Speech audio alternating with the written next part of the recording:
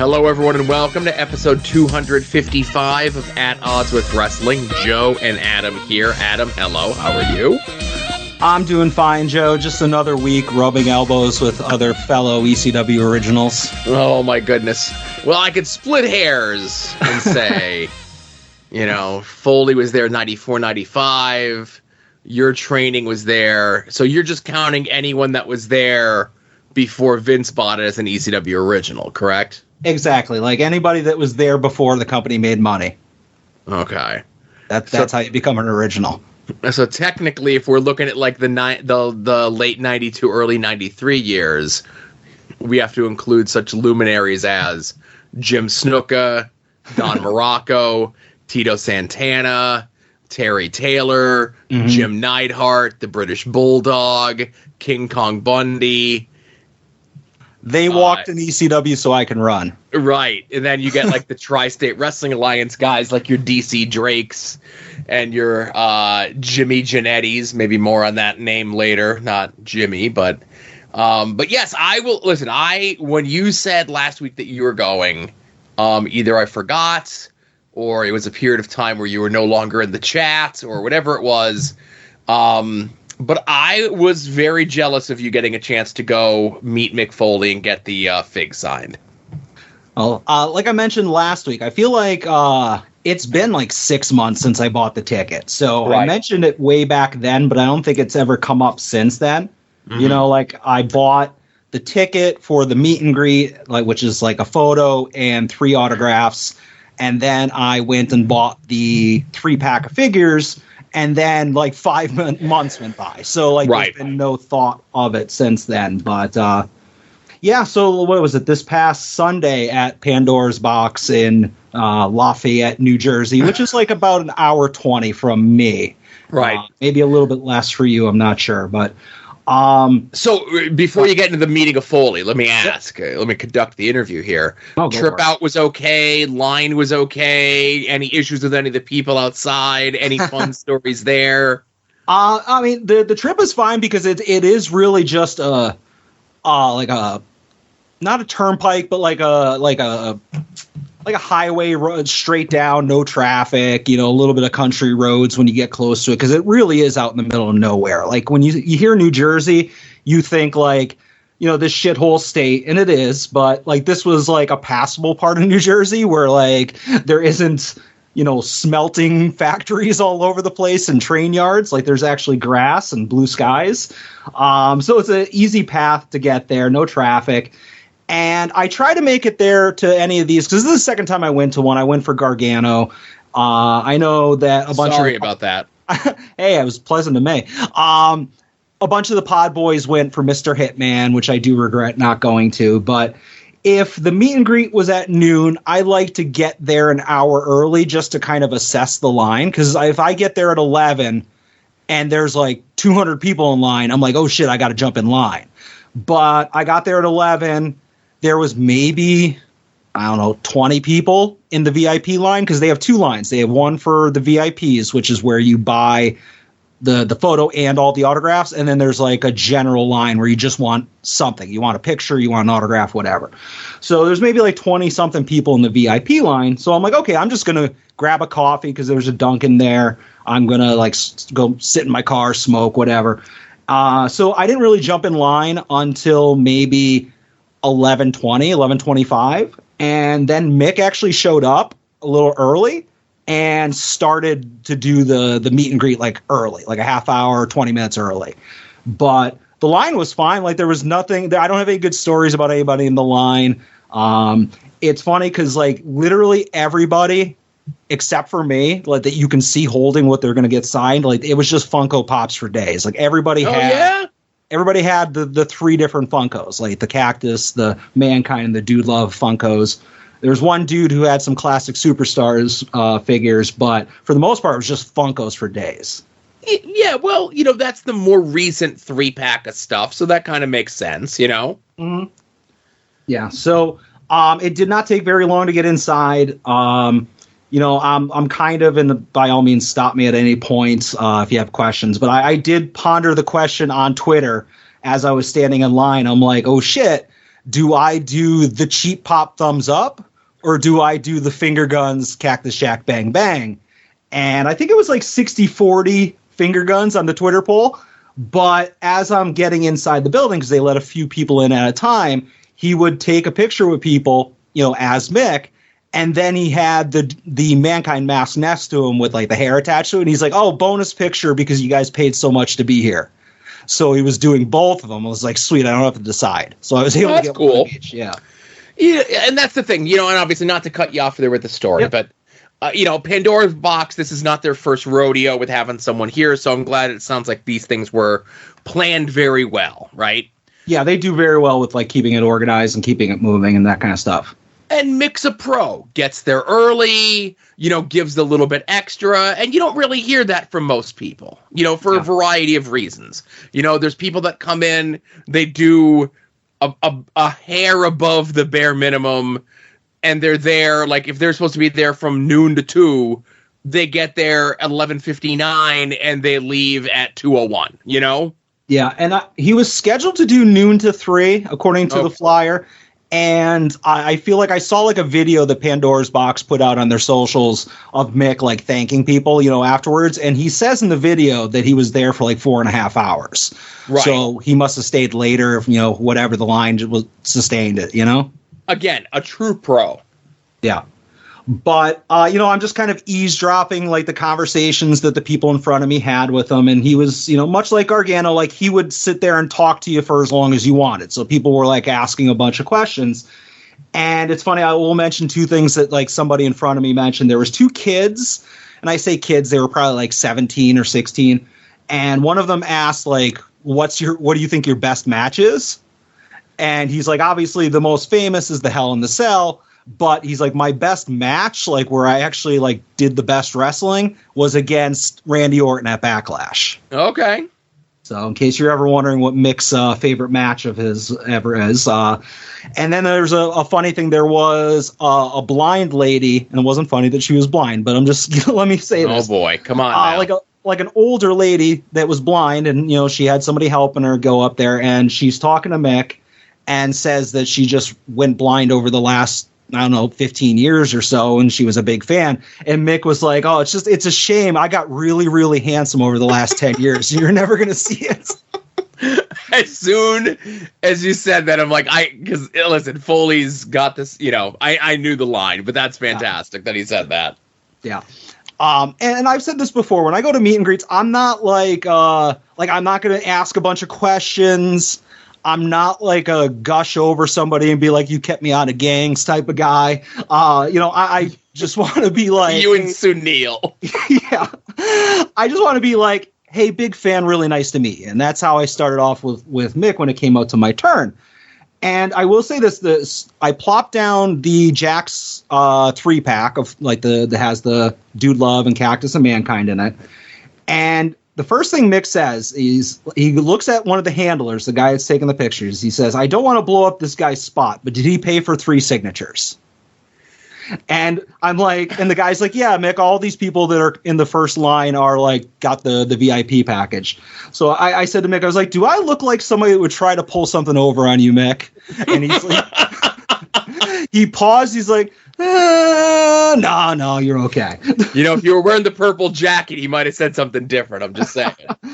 Yeah, no broski attire for this. But as soon as I put that in front of him, though, and I wish we recorded a special Mick Foley centric podcast right after this happened, because then we could have been scooping and booping the major pod. Because as soon as I put down that 3-pack in front of him, he was talking about how much he loves signing that 3-pack. And how mad he was that the ringside exclusive figures were not in a 3-pack, that they were just 3 separate boxes. And then when he found out about that, he was heartbroken. Yeah. Well, listen, if you have something that you feel is scoop and boop worthy, I'm telling you, you don't need my permission. That sounds like Patreon exclusive breaking news. Yeah, no, I know. So, he's signing that, and I said to him, I was like, yeah, I honestly, when they announced those figures, for a moment, I was like, oh, man, I wish these were out in time for the signing. And then I got relieved when I found out that they were 3 separate boxes. So, happy to get that 3-pack signed. And I posted it on social media so you can see what it looks like. It comes out great. And, if anybody's ever seen, like, he posts videos of him doing the signatures later. There are 3 completely different signatures. He knows what paint pens he wants to use. He does the little red heart on the Dude Love signature. So he's signing the 3 of them. He's taking his time. And like I said, I'm not like talking his ear off because we talked about the figures and, whatever. I just want to get my picture and say thanks or whatever. So he signs the box and then he slides it over towards me and then he takes it back for a second. He's like, you know what? And I think he was talking about the Dude Love one. He's like, I think this would look better with, and I forget what color he said. He's like, if you want to have one of those guys erase it, I'll redo it in that color. And I'm just like, no, it looks great, Mick. Thank you. I was like, no need. I don't even know what color he was suggesting because I think the Dude Love one looks awesome. But, I don't want to go through the trouble of having it go find hand sanitizer, remove it, dry it, go through all that. Yeah, now you're holding up the line even more. Yeah, or and having it come back in. You did, Yeah, exactly. Like if somehow his hand smeared it or something like that, then sure, I'm going to go through the effort. But it was fine. So he hands me. He did purple. I pulled up the picture here. He did purple. Yep. And listen, I'm splitting hairs. I would have done blue, but the purple looks great. Yeah, and it looks better in person where you can kind of see the depth, between the signature and the figures. When you're looking in the picture, it's not as good. Sure. But it looks fine. It's detail worthy. But, he slides that over to me, and then we take the picture, the thumbs up picture. And then he's like, all right, see you later. And then I'm like, kind of like, can I get the Mankind picture? And like he almost completely forgot, because he was thinking of erasing the signature. So then I got the Mankind picture. So I was a little worried that I had to like ask for that, but yeah, then I got up. I basically walked the figure out to the car, and then I came back in the store, and I was going to walk around and shop for a little bit, but it was a scorcher outside, and I have no idea if this is justified or not, but for whatever reason, I had it in my head that maybe like a wet paint pen shouldn't be sitting in a 100-degree car. So I was like, maybe that's good for it. Maybe that dries it faster. I don't know. But I was like, I don't want to risk it. So I just jumped in the car, turned on the AC, and like went home. I didn't stay in shop because for whatever reason, I was like, I can't ruin this signature. Right. It needs to get to a climate controlled location ASAP. Yeah, because I had it, like, obviously it's a box set of figures. I had it inside of another larger box where nothing was touching the signatures, and then I slid that larger box inside of, like, a trash bag type of thing and pulled it shut so there's no, like, dust on it or whatever. But I'm like, I don't want it sitting in a 100-degree car, so I'm like, let me turn on the AC, let me drive home, just kind of preserve that. Because I figured if there was something that I saw at Pandora's Box, it would have been an impulse purchase anyways, and I'm like, I don't need that, Yeah. But overall, like, it was a blast. Like, Pandora's Box, they do great signings. I always keep an eye at the listing, and I would go again. I said this last time with Little Johnny, but, after Mick, a much bigger line. Definitely worth the time. Mm-hmm. I'll have to think about that for next time, Yeah. No, 100%. Hopefully Mick will be back. I missed out. You didn't ask him about Young Ed, though? You didn't bring that up? No, I didn't ask him about that. No. I didn't want to make him upset. He was already upset with me because he didn't think I paid for all 3 signatures. Oh, my goodness. I will say this. So, obviously it would have been a pain in the ass because even if I did go with you, I wasn't getting the 3 signatures. I would have only been getting the 1 signature. So I would have been in the Pores line, and then you would have had to wait for me anyway. Yeah, you were probably, because when I left to put my figure back in the car, there was maybe, and I'm just ballparking here, like maybe 70 or 60 people in the VIP line still. Yeah. And because, again, I got there early, so there's maybe like 15, 20 people in front of me. It did move quick, but yeah, you would have had to wait for the entire VIP line to clear through, and anybody else who shows up that was a VIP would automatically get in before the general admission. Right. Yeah, so it was for the best. I need to do these things with Pores. I'm not a millionaire like you. I'm a fancy gentleman, I know. And it kind of works out because, like, even as you're telling this story, I'm like, I would have totally been a dipstick. I totally would have like said a bunch of stupid stuff to Mick, and I totally would have like ruined the experience. Had a horrible story to tell. I just know me. Like Mick is like, if not my all-time favorite guy, definitely up there depending on the day. Yeah, and yeah, it's for the best. Yeah, and like I said, I had a great time. That figure is automatically, or that 3-pack of figures automatically one of my favorite, wrestling items. So I already have a case picked out that's on eBay, and it's going to, unfortunately, there's an entire shelf of Azrael that's going to have to be cleared out to make room in the Detolfs. Good. But yeah, it'll be front and center, Detolf worthy. Awesome. All right. Well, thanks for sharing your story with us, Adam. Absolutely. All right, so let's get to the regular show. How about that? Let's do it. And now, At Odds with Wrestling presents This Day in Wrestling History.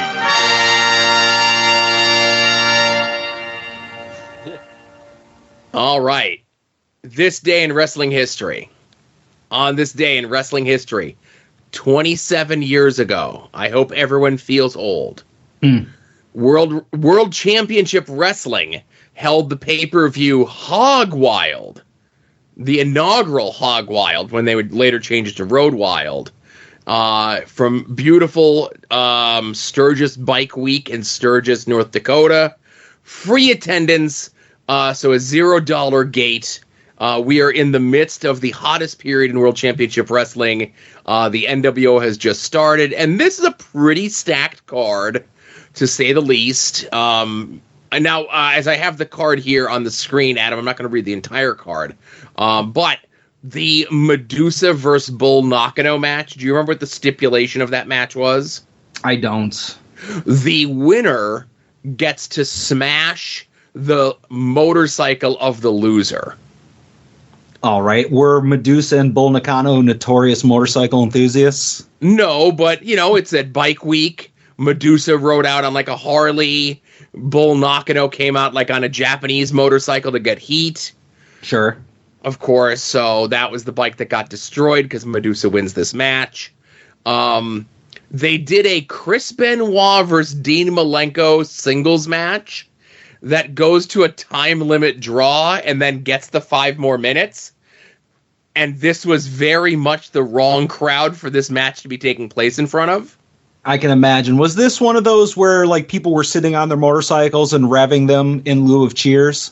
Yes. Okay. I always said I like that visual. Like it's a unique, that the audible sensation of that. Like it's just unique. Yes. But yeah, I can imagine that they're not fans of catch as catch can technical wrestling. Right. The Japanese style with an American twist on it, not the rednecks and hillbillies that were here for Bike Week.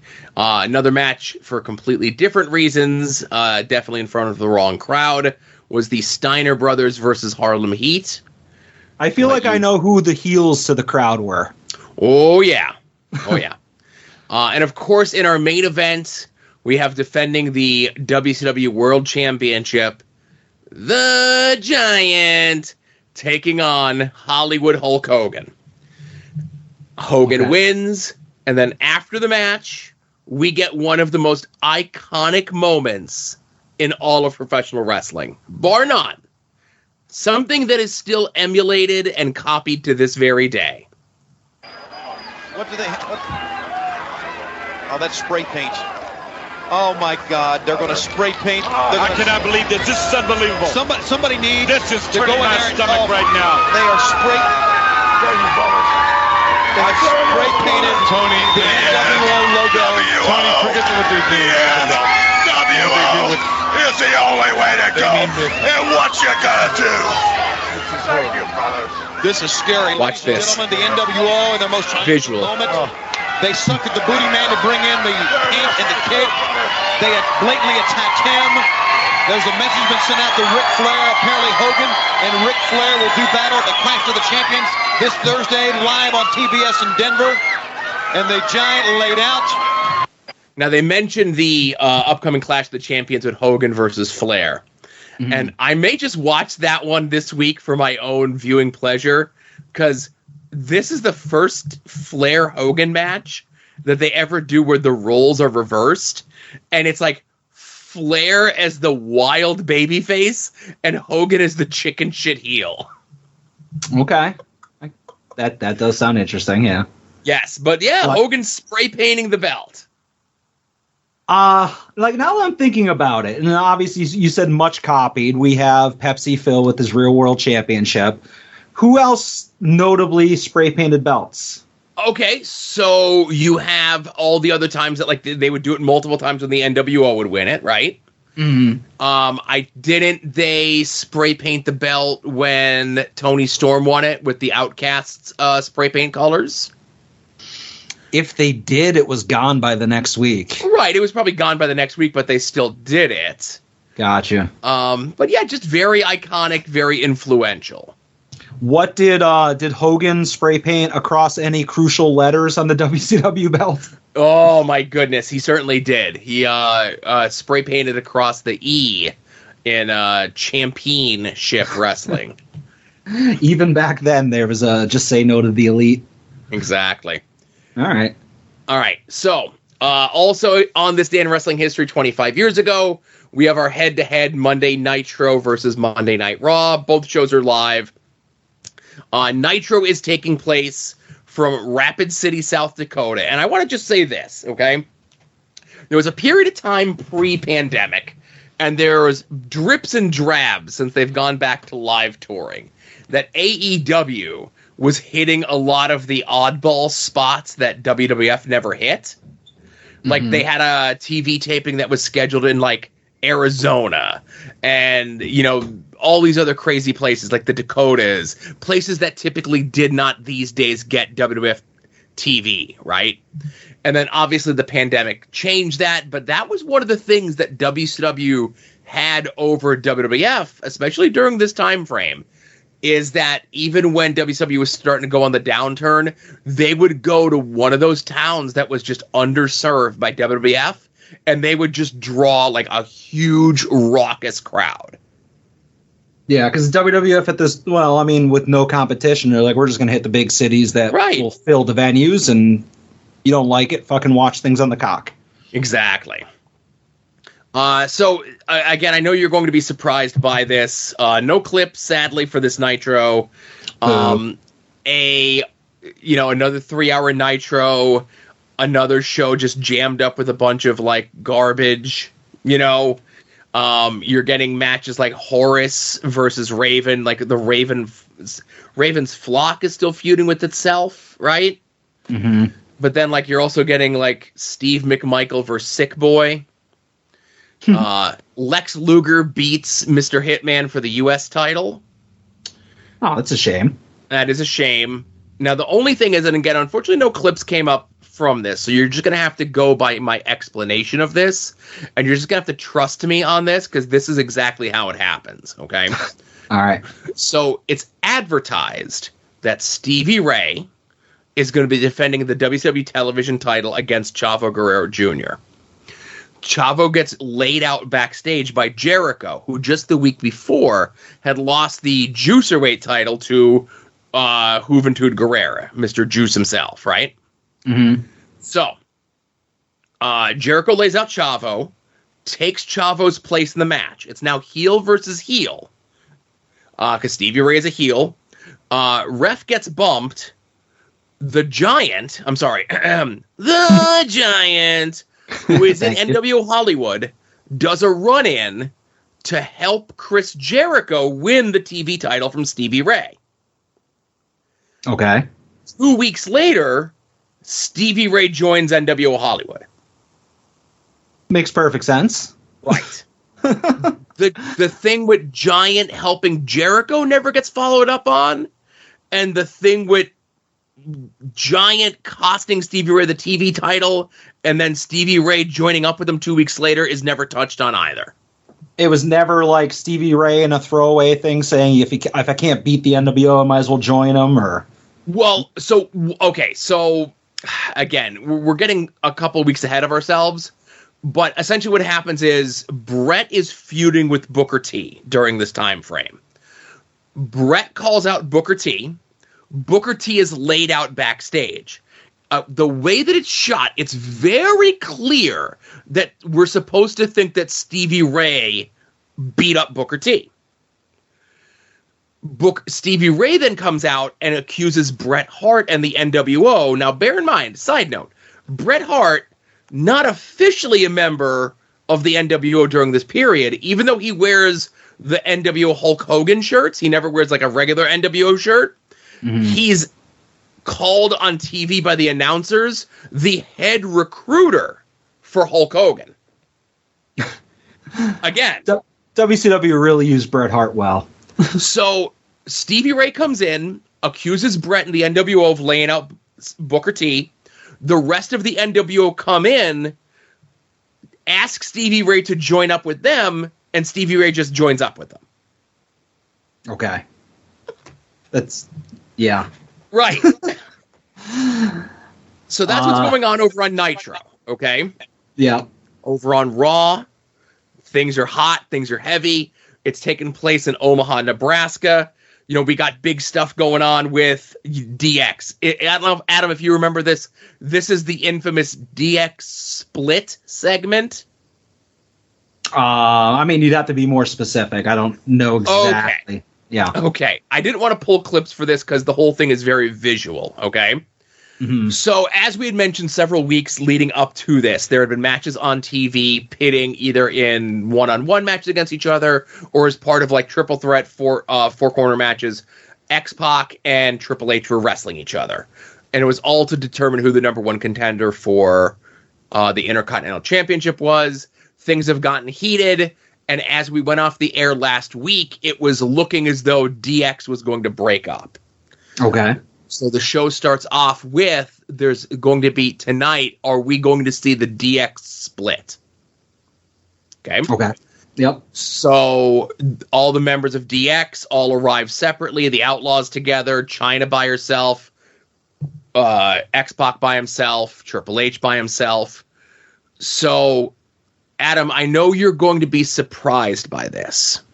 Was it a swerve? It's a double swerve. So they come out and they're bickering with each other, and the DX split is that they're teasing that they're going to now moon the crowd, but before they get a chance to, Chyna moons the crowd. Oh, this is the type of thing that's not on our rundown sheets. There are swerves and there are swerves, and this is a swerve. This is a swerve. But two bigger things happened. Let's say that's the stuff with Kane and Mankind and Undertaker and Steve Austin and collusion, or Kane and Undertaker working together. That's your A story, right? Mm-hmm. DX, that's your B plus story, okay? Let's talk about your C and C plus stories, right?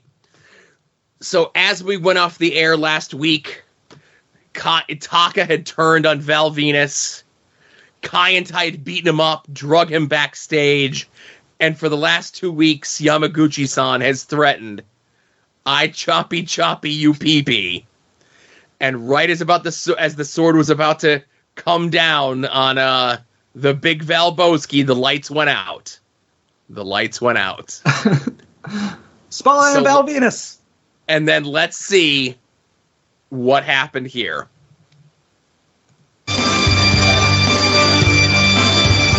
Jerry Lawler will conduct this joint press conference.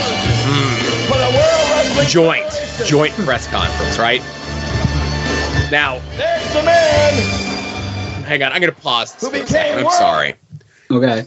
So, it's a 6-minute segment. We're not going to play the whole thing, right? All right. The joke is joint, right? It's a joint press conference. Val comes out dressed in his street clothes, holding an ice pack over his dick. Okay? Yep. He's accompanied to the ring by Mrs. Yamaguchi-san. Yeah. And world famous spousal abuser John Wayne Bobbitt. There's a sign in the crowd that says, Val Venus, no penis. Now, again, we're not going to play the whole segment, but we're going to play most of it. Famous for having one of the most dastardly deeds done to him ever in history. I'm talking about Mr. John Wayne Bobbitt right here with us tonight. And Val, I was going to ask you, are you still hanging in there? But you're going to have to tell us yourself. Hello, ladies. Oh, poor guy. Somber. You know, tonight, I come to you a humble man. Half the man. Somebody else get a real dick. I had to pause it because I was going to say that. Get a real dick. Oh my God. All right. Oh, okay. Whew. That I used to be. But you know, it's like they say, you live by the sword and you die by the sword. Val is doing a very bad job acting here. You know, there's only one way to stop the mighty Boa.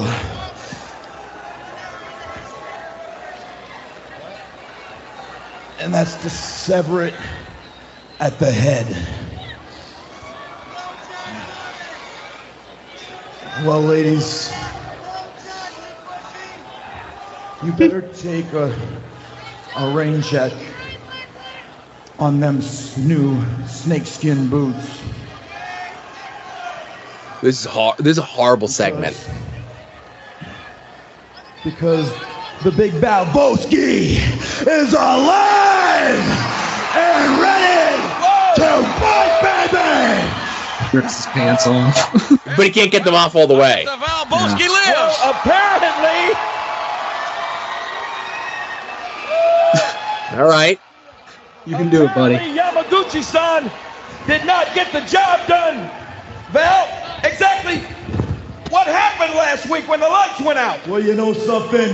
Thanks to a cold butcher's block and a little shrinkage, and of course my good friend John Wayne Bobbitt, who just happened to cut the lights just at the appropriate time. The Big Valboski is standing at full attention, cocked, rocked, and ready to unload. All right. I have to take my glasses off for this. So if we're to believe what we're being told here, John Wayne Bobbitt just happened to be in the town last weekend. And they're good friends. Good friends just happen, because again, 2 weeks prior, someone's going to get their dick cut off signal went off. So again, he was there to prevent it from happening. Him and Val Venus are good friends. They are both porn stars, allegedly. And the butcher's block was so cold. Now, again, I don't know if butcher blocks are cold. Again, I'm not splitting hairs here. But it was so cold that it caused Val, who in canon, in storyline, is supposed to have a giant penis, had it turtle up into his body enough that He's a grower, not a shower. Right. Listen. That was one of my biggest things about the Val Venus character, right? You know, the way the gear is set up, you know, the purple with the silver in the front, it's supposed to be a V. It's supposed to draw your eyes to it. I remember the article that Vic Venom wrote in the Raw magazine about it. But if the guy is supposed to be a porno man, he should have like a giant bulge in his pants, and like that should have been the gimmick, right? Maybe. Well, I was about to say maybe that's even a little bit too much for Attitude Era, but like Shawn used to stuff the front of his pants. Right. So, again, listen, I'm not playing the whole segment, but we get a scintillating discussion with John Wayne Bobbitt, who is Mr. Electricity on the microphone, and Val Venus, the baby face in this, ends up dumping Yamaguchi-san's wife and tells her to, like, hit the bricks, gives her a AA battery, and that's the last we ever see of her. And quite possibly the start of the decline of Val Venus's character, because it's like, yeah, come on, this was a character that had like a shelf life, and this was it. Yeah. But he burned bright, though. I'll say that, because everybody remembers this. You know, yeah, hell yeah. the introductory vignettes, and this. Yeah, and again, so like this is like a good 4-month run. He could have retired off this and just done conventions and, went away and not do what he's doing now. Listen to the stink sheet for your spotlight on Val Venus weekly, Yeah. But I'm a little upset that I have not gotten a detailed breakdown of where Mrs. Yamaguchi is from Kevin Hellions yet. Listen, he had a busy week. We'll get to it with his phone call, right? All right. But of all this other stuff that happened on this episode of Raw, okay, something monumental happened on Raw. A change. Something different, something unique. Something that happened for the very first time that would go on to still feel ramifications in the world of big-time sports and entertainment to this very day. Adam, are you ready? I feel like you might be overselling it, but go ahead. I don't oversell anything. Cross! Whoa! Cross! Fresh to the brawl for all victory is coming out to help Animal. Oh, what a right hand! Out! And Dennis Knight right in front of us. Oh, who's this? Here comes Double J! What's he got? J! Double Guitar? J guitar! What's it say on that guitar? Don't piss me off. Oh, yeah, look at it! It just cracked the skull of Dross! Did you see what that guitar said? Yeah. Don't piss me off, but I think he did. Oh, so it's the debut of the "Don't Piss Me Off," or if you had the doll, "Don't Make Me Mad" catchphrase of Double J. But this is the first time that he El Kabonged someone. Like ever? Yes! Oh, shit. Like, I would have figured that he would have done that when he was the country music star or something like that. No, the closest that he came was when he left at the In Your House after he lost to Shawn, and he came back at that Royal Rumble to start the feud with Ahmed, or at the December In Your House in 95. He had a gold record, and he smashed the gold record over Ahmed's head. But he never brought like a guitar or any instruments out with him as a country music superstar. This is the first ever Double J lighting somebody up with a guitar. You know what? I take it back. This is historic. And again, 25 years. Broke a million guitars, never drew a dime. Who won that rivalry, huh? Who's above ground today? Huh? Not only above ground, but like thriving. Thriving. He's going to main event the pre-show of the biggest show in AEW history. Yeah, I've come around on Jeff Jarrett. It's okay. I All he is have. And I love it. More the merrier. Come on. I had somebody message me just the other day, remain nameless. And they had said to me, where's the exact message? I want to make sure that I get things right. I just want to point out to you that both Double J and LA Knight are darlings of the internet. How does it feel to be a tastemaker? And I say I am no tastemaker. I like what I like. You choose to come along with me, or you choose to like bad things. That's all there is to it. Well, perhaps more on one of them later as we go into the show, but I can't argue when you're right, you know? All right, listen. So what do you got to talk about from the last week, my good man? All right, I'm not going to steal your thunder, but I am going to start with Summerfest, All right. which was this past Saturday. And I'm just going to say, regarding the main event, which I did not watch the pay-per-view, I feel like I got enough through social media and the highlights on Monday, before Raw. But for the Roman versus Jey Uso match, Jimmy turning on Jey, turning heel on his brother, Roman winning again, I will say that I am officially out on caring about the bloodline. Not because specifically for this decision, but I feel like we're going around and around and around in circles. And maybe we've been doing it for a while, and I've just been blind to it because I have been a fan of the storyline. And I will concede that Roman, he's on a god run, and he may be the greatest WWE world champion as far as sports entertainers go. But I'm officially bored with all of this, and it'll no longer be something that I'm going to, like, while I'm fast forwarding through Raw and SmackDown, normally I'll stop on the bloodline stuff. But at this point, I'm just like, all right, I'm done. If this is cinema, this is like Marvel's Eternals cinema. I'm bored as hell. So I'm done with the Bloodline stuff. And I just wanted to go on record. So I was kind of checked out a little bit before this. I'm going to say I didn't watch the main event. I think a lot of people had a turn coming if they cared. But the fact that the Bloodline stuff is so insulary in that, I mean, like, I guess it's cinema, if that's what you want to believe, that it's been this big 3-year-long plus storyline that's just, like, woven in and out of World Wrestling Entertainment. And I liked it better when it wove in and out of World Wrestling Entertainment instead of just focusing on these 5 people all the time. Yep. It needs fresh faces. It needs new blood, not the same 5 faces changing allegiances every month. No, I and if you believe, sorry, go ahead. And if you believe Paul Heyman, we're only in inning 3. If this is a baseball game, I don't know what sort of analogy Paul's going for there. But and it's no knock on any of these 4 guys. I think Roman's great. I think the Usos are great. I think Solo's great.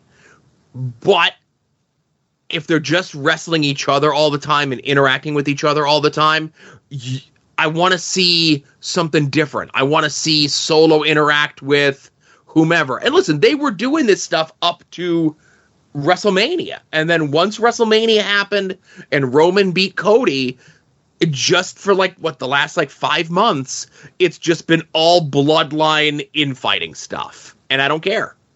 Yeah.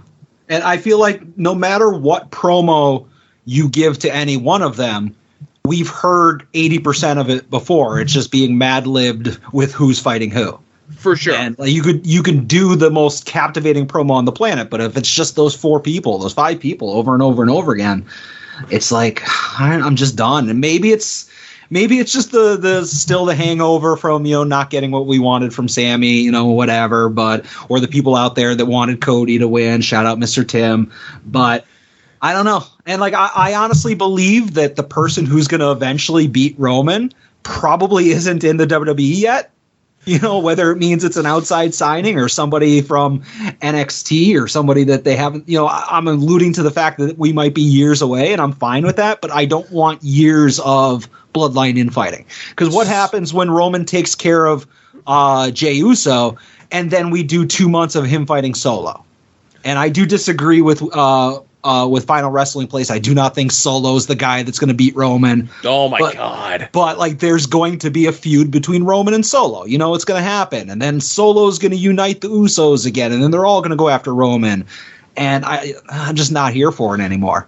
So I will say we do have a little bit of a detour, a little bit of a reprieve coming up once we get to the build for Survivor Series, because it's not going to be for the title, but we are definitely going to get champion versus champion, Seth versus Roman, but I don't care about Seth. Yeah. It'll be something different. And I'll say this, I've worked myself into shoots before, and this is less of a working myself into a shoot.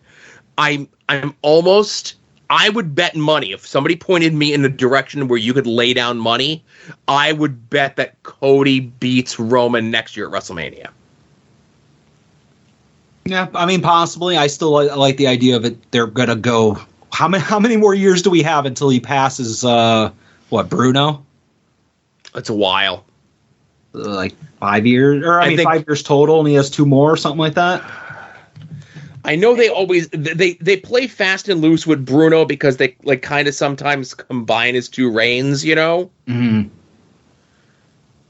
But as far as Roman against Seth, I mean, I could see even Solo interferes and almost costs Roman the match, and then Jey Uso shows up and costs Roman the match, and Seth wins, but it's because of outside interference and nothing gets accomplished and whatever, yada yada.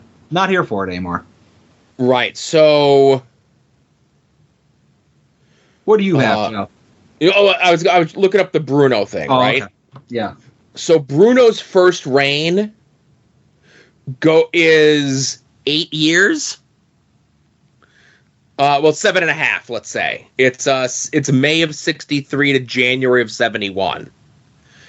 And then his second reign is 3.5 years. So he's definitely going to beat Roman or Bruno's second reign, but he ain't beating the first one. They ain't keeping that goddamn belt on Roman for 8 years. All right, I felt like I don't know why I had 5 years stuck in my head. I'm probably thinking of something else. Yeah. Now, I will say, you mentioned SummerSlam. I did not get a chance to watch SummerSlam live as it happened. I had a very busy Saturday. If you go listen to Long Box Heroes After Dark this week, you can hear all about it. I'm not going to bore you with the details of that. But I did get drunk. That's the most important thing. And the second most important thing that happened that day was something huge, something monumental, something savage, some would say. And that was... I can play the whole song, but the Ascension is finally here. He gets the moment on the big show, SummerSlam, one of the big 4 pay-per-views. He's in a marquee sponsored match. He wins the Battle Royal. He comes out on Raw. He starts the program with Miz. He's the person who this time gets to be the one who breaks the sanctity of the WWE draft. Which is a very holy and honored thing, right? Sure.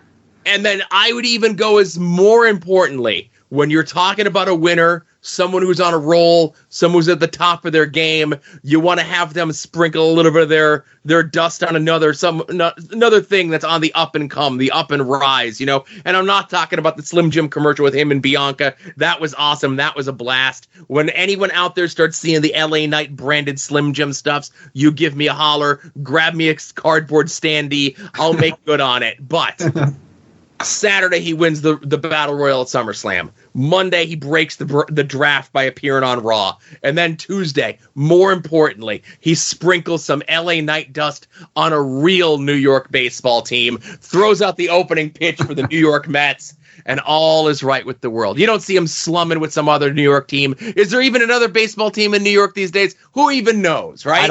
I don't think so, to be honest with you. If anyone would know, it'd be you. You'd be talking about them every week if there was a New York baseball team other than the Mets, right? Correct. But he's there for the on sale date for WrestleMania tickets. I'm happy they're putting the rocket behind him. Now, I'll be the first one to say, as a, LA Knight fan and, one of the people that was leading the charge, I did get worried when he stumbled a bit on the promo on Raw. I did worry a little bit when he stumbled in the little promo video that was going out on WWE social media about the Mets thing. But WWE is behind him, man. Every day there's a new, classic, quote-unquote classic, a guy who's been under contract with them for less than 2 years, classic LA Knight moment that goes up on social media. There's a new LA Knight video that goes up on the YouTube page. There's a new LA Knight YouTube short, TikTok, everything. They are giving this guy the full push, and I got faith, man. I'm happy. Am I going to say I was a little worried about the Battle Royal? Maybe a little worried about the Battle Royal. You never want to put all your hopes in somebody when it comes to somebody in WWE, because the one thing that WWE loves to do is screw you and smash you and crush your hopes and dreams as a fan. And I definitely think a lot of this has to do with Vince recovering from quadruple back surgery. Mm-hmm. Whatever the fuck is going on with Vince, right? Yeah. And I think if Vince was alive or conscious or cognizant, I don't think that would have happened. But I'm going to enjoy the ride while it lasts, and you're all coming with me. Obviously, like I said, I didn't watch SummerSlam, but I watched some clips on Twitter, and I saw just the clip of him, LA Knight, eliminating the last person, and listening to one of the first non-piped in ovations, superstar ovations I've heard in WWE in forever. And when he does the LA Knight, point, and just the entire crowd legitimately doing it with him, I thought it was like a WrestleMania atmosphere with the amount of people bought into his win. And it was really impressive. And I just, like you said, I hope that when Vince is done pretending to be crippled to get out of whatever issue he's in trouble with now. I hope he doesn't just yank the rug out from underneath him, you know? And listen, I'm a realist. I'm not a crazy person. Maybe when it comes to some people I am. We'll get to that momentarily. Do I think LA Knights can be the one that beats Roman? No, I'm not that crazy. Mm-hmm. Do I think LA Knight has a chance to get a match for the title that Seth has at WrestleMania? I certainly do. What are you? Obviously, you have him penciled in as obviously the next big thing. You know, he's the next main event guy. But would you be opposed to him getting a run with like Walter's Intercontinental title or the U.S. title or something just for a couple months to not to like test him out, because we already know what he's capable of and he's great on the mic and the crowd loves him, but just to give him a mid-card belt and see how the fans react to him as champion? Adam, did Jake the Snake Roberts need a belt?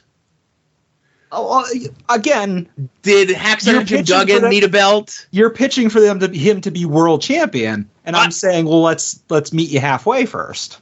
I'm pitching for him to contend for the world title. I think he's at a point where it happens so quickly. And again, there's not a knock on Walter. There's not a knock on the U.S. title. I don't even know who the champion is for the U.S. title.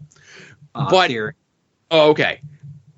I'd say LA Knight in a short amount of time has surpassed, at the very least, the U.S. title picture. And I don't know if he should be the one to dethrone Walter. I think it should be Sheamus or Gunther, whatever the fuck his name is, right? Mm-hmm. I think you could build it up to have it be Sheamus, and then if you want to have like LA Knight be the one who beats Sheamus, that's fine. But I don't think LA Knight needs to be the guy to break somebody's big long streak like that. And he's at a point where, like, in a blink of an eye, he got so over, I don't think he needs a title.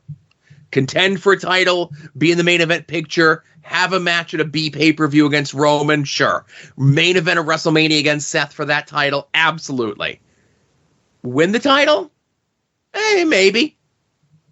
My only concern, and this is just something that's popping into my head now, and you can correct me if I'm wrong on this, but I feel like this is the first time in WWE that somebody is getting so massively over that wasn't supposed to, since maybe Daniel Bryan and the Yes Movement, obviously. And okay, like the Yes Movement eventually begrudgingly resulted in Daniel Bryan winning the WWE Championship, and like fans feeling validated that like, hey, I did that, and this is our guy, and like we put him in this position and we're being rewarded for it. If they get behind LA Knight like they have, and then he gets that shot at like Seth and then loses, and I'm not going to say slides back down the card, but if you're not in the world title picture, you know, you're doing something else. You know, he goes down and fights somebody else that isn't the world champion. I'm worried that like then the fans would be like, either, well, fuck WWE, they're not listening to us, so I don't feel like cheering for him anymore, or all right, I'm going to move on to the next flavor of the month because my guy didn't win the big one. Okay. The fact that you brought up Daniel Bryan, because my first thought was going to be Broski. Okay. And Broski was before Daniel Bryan. It was right around the same time. But Daniel Bryan is the thing that we're going to use. And Daniel Bryan was near the title picture. And Daniel Bryan was someone who was on TV positioned as a heel and the crowd was super into. But on numerous occasions, WWE did everything they could do to smash Daniel Bryan down. Kept him off TV. Gave other people his catchphrases. Completely squashed him out on TV. And that just energized the people even more. And again, it's, you know, the confluence of things happening in the universe. If Punk doesn't leave WWE, the Yes Movement and Daniel Bryan going to WrestleMania for the title does not happen. Mm-hmm. And the only reason they did it was because they were forced at that point, because they had nobody in that upper, lower, mid, top of the card kind of guy like Punk could easily be slotted into anymore. And now their big program was Batista and Alberto Del Rio going to Batista versus Triple H at WrestleMania for the world title, or Batista versus Randy Orton for the world title, and they had to scramble because they lost Punk. Obviously, anything can happen in the World Wrestling Entertainment. People could leave, people could get hurt, whatever it is. And they tried to tamp down the LA Knight stuff. But social media in 2023 is very different than the way social media was in 2000 whatever, right? Mm-hmm. And crowds are a little bit different now, too. And the pandemic kind of changed the crowds a little bit. Let's say this week on SmackDown, LA Knight gets jumped backstage by The Miz and then is off TV for 2 weeks. Okay? Mm-hmm. That ain't going to happen. But let's just say that does happen. Then you're going to either completely turn off a whole bunch of new fans, or you're going to have to now double down if you're going to continue to push this guy. As long as they keep LA Knight's push strong and they don't play loosey-goosey with it, this week we're going to have him look weak, and then next week we're not going to have him on TV, and then this week he's going to come out and have an even match with, like, Hunico, right? And okay. It's not a knock on Hunico, but Hunico's in a different position on the crowd. And again, I'm just throwing out names, right? But I'd like to think that right now they have the momentum. He's got the Slim Jim deal. They don't really, they really can't fuck it up. And if they do, then they're cutting their nose off to spite their face. They got a homegrown star that they could take credit for. They could put out there, could do media, because Roman ain't going out and do media. Seth goes out with his stupid, goofy character, and you don't know what the fuck you're going to get out of him. LA Knight, and again, I know they did the program with them, but like LA Knight is now The Miz, where as long as they don't completely fuck him up, he'll just be over for the rest of his life. Okay. And you don't think that like losing a big world title match would damper that at all? If they fuck with this push on the way to the world title thing. Because we all sat here and thought like Cody losing at WrestleMania was going to kill Cody. Arguably, Cody is a more over and stronger babyface than he was going into WrestleMania. Okay. No, I get that. I agree with the Cody thing. Like, I feel like a lot of us felt like, myself, I'll speak for myself, that Cody was being shoved down our throat and we were going to be forced with having Cody win the world title at WrestleMania because it was predestined and, you know, he's going to finish the story. And when that didn't happen, you're like, all right, I'll give Cody an extra point there, you know? Well, I'm not going to give Cody any points. I could just see, like, I thought the Cody fans, the little codesters, were going to, like, lose interest because he didn't finish the story, but they kept Cody strong on TV. They put him in the hot program at Brock. He was on TV every week. He was the guy that was doing the SmackDown dark matches. And they kept him strong. They didn't start de-pushing him. They didn't start putting him in weird programs. They didn't fuck with him like they've done with so many other guys in this position. From Broski to Daniel Bryan to anyone else that you could think of through the history of WWE, where it seems like they're getting hot and then all of a sudden they're just de-pushed for no reason and no explanation. It's just like, then as a fan, you just think there's something wrong with the guy that you like. Yeah. Ziggler pops into my mind. He was an internet darling for a while. Yeah. Right. Ziggler is probably the closest then to what LA Knight is now. And as long as LA Knight could stay injury-free and not hurt anyone, he's golden.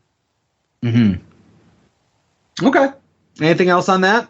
No, listen, we talked about LA Knight for 20 minutes. Let's go. I know, I let you.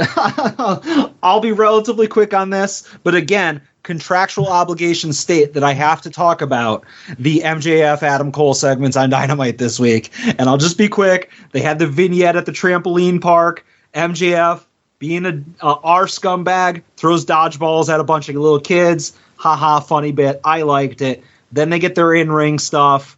MJF mistakenly thinks that they're about to have a promo battle. I actually think he has a great line that Adam Cole is so skinny and ghostly white that Hogan wants to snort him, which I thought was awesome. Then they decided to challenge those two fraud nobodies, Aussie Open, for the Ring of Honor tag titles in the pre-show for All In, which was actually very interesting that they're going to be the world champions when they squash those two guys that nobody cares about in the pre-show and then go on to main event. So I think that's pretty interesting. And then you have the stuff with Roddy coming out and, you know, MJF saying, shake it off, go listen to some Taylor Swift. And Roddy gets, you know, consoled by the Kingdom, so they're getting brought in for better or worse. But then Adam Cole actually gets hot, and you get that glimpse that he might be the guy who turns on MJF, which is what I've been asking for. And he starts poking at MJF, and Max has like an angry look on his face. And for as much as I used to gush about the Bloodline stuff, I feel like this is my new Bloodline because I'm invested in every little like look that people give each other. And I get I'm reading way too much into it, but if I'm enjoying it, I'm going to talk about it. I liked this one, but this was probably my least favorite of all of them. And it's for the dumbest reasons that you can imagine. It's because I thought No. I've come around on Matt Taven. I'm not going to be a Matt Taven hater, but the first thing that I don't think about him anymore is him doing a moonsault onto a 95-year-old George the Animal Steel and almost killing him. I think, you know, he killed Ring of Honor by main eventing their show at Madison Square Garden. But I thought the editing on the dodgeball segment was like business exposing. Like, how so? Like, you wanted like more vicious dodgeball hits to the kids, or what? I think you could have shot MJF throwing the dodgeballs better. I think you could have framed these shots a little bit better. I think you could have like lightly tossed these balls at the kids and maybe sped them up a little bit to make it look like MJF was really drilling the kids. I just think a different producer, a different editor could have done a little bit more with this. But again, this is a me specific nitpick. Absolutely nobody else is going to have this sort of mental capacity watching this segment other than me, because that's just the way my stupid mind works. Okay, like there's people that Adam, you'd be shocked at how many people are like, I can't believe they're doing this to Roderick Strong. They're ruining the greatest wrestler of all time. Now listen. Roderick Strong's a good wrestler, right? Mm. But he's always like the other guy in the really good match. You know what I mean? And I'm not taking anything away from him because it takes two to tango. And I've seen a lot of guys who are good to great have shit matches with guys that are good to great. And you just don't have chemistry with people. Now, again, I know it's storyline, but Roddy might really be hurt. And there's a way to keep him in the program. We don't know where the full story is going. Let's let it play out.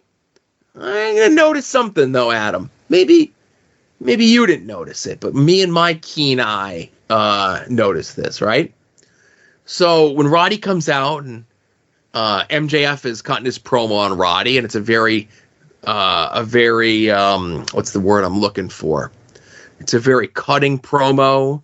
It's a very direct promo. It's got a lot of spaces in there as stating every sentence. Did you hear what the crowd was saying in between every one of MJF's sentences? I heard them saying something, and I thought it was what at first, but I don't think that's what it was. Yeah, it wasn't what, Adam. They were saying yeah. And I don't know if you noticed when MJF came out, and Justin Roberts, who has the creepiest shit facial hair I've ever seen in my entire life, he just has like a little rim of hair underneath his bottom lip.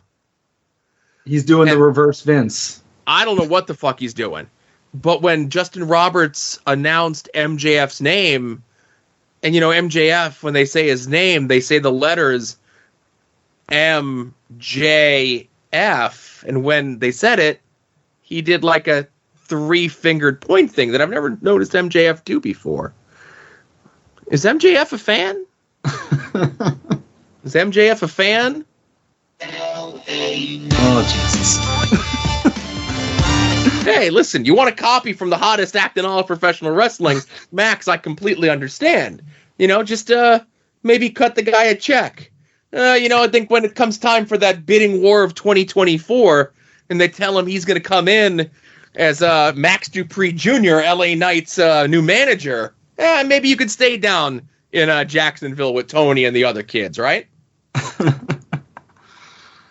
All right. Anything else? I do got one last thing, right? Go for now, it. obviously, you're going to tune into We Need Wrestling, and you're going to hear a much more in-depth discussion, analysis, bitch session in regards to the New Japan G1 Climax. I'm upset that Eddie didn't win. I filled out my bracket. I just wrote on 4 pieces of paper, Eddie wins, and they didn't accept it at the office at soon-to-be-named Network North. They told me I wasn't taking things seriously. But Eddie had a great showing. I would say that if you're a fan of Eddie Kingston, if you're a fan of professional wrestling, you cannot help but not to be proud of the man. But Adam, I don't know if you got a chance to see the video that New Japan put up on their YouTube channel of Eddie going to Kenta Kobashi's ramen house, noodle house, and meeting Kenta Kobashi. Oh my God, he was a gushing fanboy, and it was adorable. Yes. So all of this was worth it. Win, lose, draw, whatever it is. Eddie got to spend the last 3 weeks in Japan, and he got to fanboy out, which again, whatever your opinion of Eddie Kingston is, whatever you think Eddie Kingston is, whoever you think Eddie Kingston is, in his heart, he's just like the rest of us. As I mentioned before, when I watched Eddie interacting with Kenta Kobashi, in my mind, I'm like, if I met Mick Foley, that's how I would be. And it's endearing when Eddie Kingston does it. It's creepy and weird if I had done it, right? Sure. Now, I know, then there was the announcement, of course, that Kenta is coming to the States for the first time in like over 30 years. He's going to be part of StarCast alongside All Out. And Eddie is hosting a one-on-one, like he's doing a one-on-one interview as part of the StarCast events with Kenta Kobashi. Okay. So whether Eddie's on the card or not, okay, whether Eddie wrestles on the Wembley show, the Chicago show, or whatever, Eddie Kingston is going to be paid money to talk to his idol in front of a packed house of people. That's awesome. He's won. Yeah. I am so happy for my man.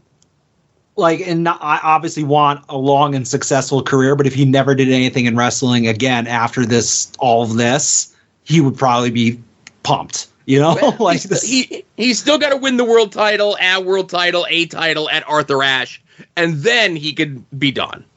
Yeah, no, I gotcha. But no, I watched that video, and that was just, yeah, that was, you could tell how genuine that was, that this is a man who's like met probably 99% of the biggest wrestlers in the world, whatever, but like he was just such, like, he was me in front of Alexa Bliss, he was you in front of Mick Foley, you know? Right. But that was awesome, yeah. So that's what I got. I'm done.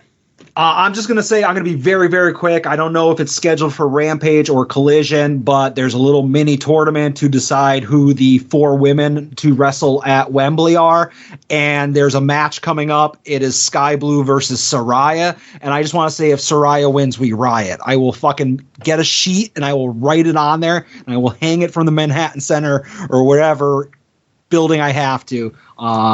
That fucking waste of fucking roster space. Saraya better not beat Sky Blue, but it will happen. But I'm gonna be mad about it, Joe. I'm gonna be real hot. So get the jingle ready for next week. All right, I load it every week. Do you just want to do it now? Get it out of the way, because no, I'll wait because maybe Saraya will hurt, get like twist an ankle and somehow lose. Because Saraya's on the posters that are up all around bus stations and subway stations in the UK. Well, that's just because they still in the UK they play Fighting With My Family every day. It's like right before the test pattern goes off when the channels go off the air, they play Fighting With My Family. Gotcha. That's the reason why. Yeah. Speaking of swollen ankles, did you watch The Dark Side of the Ring? Oh, listen, I can never say my ankle is swollen ever again. Looking at Marty Jannetty's goo foot. That was horrible to see. Mm-hmm. Now, I will ask you, Adam, is this the sort of episodes of Dark Side of the Ring that you wanted to see? this is veering toward. This is more closer to the episodes that I don't want to see, because again, it's more biographical than one famous incident. But because of the fact that we have a guy who like confesses on Facebook to do a murder, and then so you have the true crime aspect to it, maybe it's a little bit better than just a junkyard dog one, because it has that little bit extra question left in the air, but man, they did a good job of making Sean look good in this. I'm just going to say, like obviously he's not the one who killed somebody, and he's the one who, tried to bring Jannetty into his ministry. Good guy, Sean, I thought this was a good episode. Again, this one definitely helped for having as much access as they did. The archival footage from the RF shoot interview with Sean. I'm glad they didn't gloss over things to paint a certain narrative. Like they mentioned how many times Marty got fired from WWF. They mentioned, as you said, Adam, once Sean like himself was saved, that he reached out to Marty and tried to get Marty his job back with WWF. And Marty even mentions in this that he almost did, but he broke his probation and got arrested the next day, right? Yeah. And there's even another time either before or after this where Sean tried again. Now, obviously, Sean is a different person. He's saved. He's not that sort of guy anymore. But prior to, 1992, when they do the split with the Rockers, Marty and Sean were the same person, doing the same shit. Yeah. I was trying to find the clip of Brutus Beefcake doing like an interview with Sean Oliver where he was laughing and yucking it up how him, Sean, and Marty used to halcyon girls and rape them and shave their heads and throw them out naked in the hallway at hotels and laughing about it, right? Yeah. And I'll just say Brutus Beefcake, of all people, accusing Sean of kissing people's asses. Come on. You made a career of kissing ass, but... There's a difference between kissing Vince's ass and kissing Hogan's ass. Nah, not much. Not much of a difference.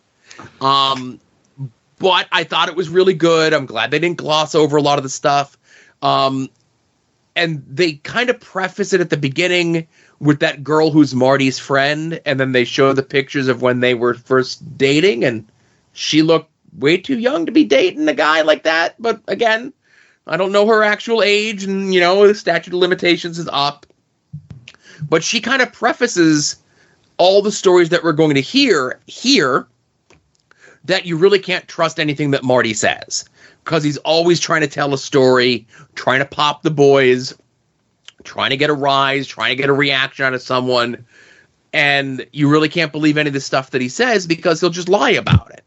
So then when they spend like the last third of the episode like digging in deep to like the one particular Facebook lie about him killing a guy, and then they try to leave it open-ended, like the cops investigated, there's nothing that matches any missing persons or unsolved crimes from that time frame, but we're still going to end the show of like, did Marty Jannetty really kill someone? And then like our final reliable narrator is notorious lying piece of shit Al Snow. Yeah, Al Snow says that Marty told him the story of the murder like back in the 90s. And like, yeah, I don't believe that. I did love, and just to get back off of like the murder thing, but I love the fact that they had actual video footage of him taking the cop's bike and driving it through the hotel into the fountain. Like that was fucking, I never saw that before. That was great. Right, like whose home video was that? Like I'd love to know. Like that's the sort of stuff that I'd like to see, that weirdo footage that they get from people's home and personal collections and stuff. Like when they did the Bam Bam one and they had all the pictures of like him at home with his kids and stuff like that. Really, sure. And the Adrian Adonis one too, like I love seeing that sort of stuff. Yeah. No, I like the episode. Maybe it's because like whatever, I grew up liking the Rockers. They were one of the few baby faces, at least on-screen baby faces, that I liked. And I have fond memories of that coward Marty running away from Sean through the window. So I don't know. I liked it. as I said, it's more towards the type of episode that I don't generally like, but I'll give it a pass just because of all of the, I don't know, just the craziness into it, you know? Right. So the season's over, a little bit less for us to watch now, but of course, Adam has the homework assignment for this week. Sure do. I revealed this last week on Patreon. So Joe already knows he's had a chance to process this a little bit, but our homework for next week will be the 2018, I'll say cult hit, Joe, cult hit, that is Avengers of Justice, Farce Wars, starring the aforementioned Shawn Michaels. This is available on Freevee and YouTube, and it has an IMDb rating. I'm going to say that they were kind of harsh on them without having seen the movie yet, but it's a 2.4 out of 10. So. Oh, that's actually higher than I thought. I would have went 1.7. But that will be our homework for this coming week. Yeah, and I'll have the links to the YouTube, the Freevee, the Vudu, however it is that you're going to attempt to watch this thing for free. I will recommend this no matter how you're going to watch it. Do so with like an ad blocker on so the people involved in this make zero money from this. Oh, that's harsh. What happens if you love this movie? Adam, I could go on record and say there's no chance I'm going to love this movie. I might this is a movie that is a lower budget than those epic movie big. I don't remember the names of the people who make those. Yeah, like you're scared. Yeah. And if you listen to my other Patreon show at Longbox Heroes, you'll know there's nothing I love more than a sloppy, lazy, cash-in parody. Mm-hmm. And Shawn Michaels in this movie plays like some sort of combination like Hulk Yoda thing. I don't fucking Two great know. tastes that taste great together. I guess. I don't fucking know. And Amy Smart's in it, too. I would have fired Shawn from his job at the PC for being in this movie if I was Triple H. So, obviously, everybody that's a patron has that to look forward to, Joe, but we teased it last week, and I think it's time to unveil who the next subject of Conversations with Joe will be. Yes, and this is actually a person who was texting me over the weekend to start setting up the schedule of when we're going to sit down and hammer this one out. And it is former Chikara Grand Champion, former Chikara Grand Slam winner, none other than the Nightmare Warrior himself, Hollow Wicked. That's awesome. I've known for a while, but it's awesome. Yeah. It's going to be very difficult for me to go through the entire interview without calling him by his real name. It's going to be very difficult. I have a lot of fun stories. I've even had people listen, I don't open these up to questions, right? Mm. But I've had people reach out to me privately saying, can you ask Hollow Wicked this for me? Can you ask Hollow Wicked this for me? So no voicemail for this particular one? No voicemail for this particular one. It was the reason we did the voicemail thing for Ed was because Ed is always such a staple of our voicemail. I thought it would be fun to turn the tables on him, and I was kicking the tires on us doing it live in the Discord. So I'm like, last minute, let's get some calls for Ed. Gotcha. I do have a question for Hollow Wicked. Can I write it and can you ask him towards the end though? I can. Awesome. All right. I do have one question. It's very important that it gets asked. All right. And what else do we have coming up on the Patreon over at patreon.com/@oddswrestling? Well, I will say it just dropped yesterday or the day before. There was a new episode of Vintage at Odds. And this is actually one of my favorite episodes that I've edited of that show, the Patreon show, because it is the one where I tell the very, very complicated and unbelievable story of me going to ECW House of Hardcore. And it also has you talking about how you almost gave your car to New Jack, which is another great story. So that is available right now on Patreon.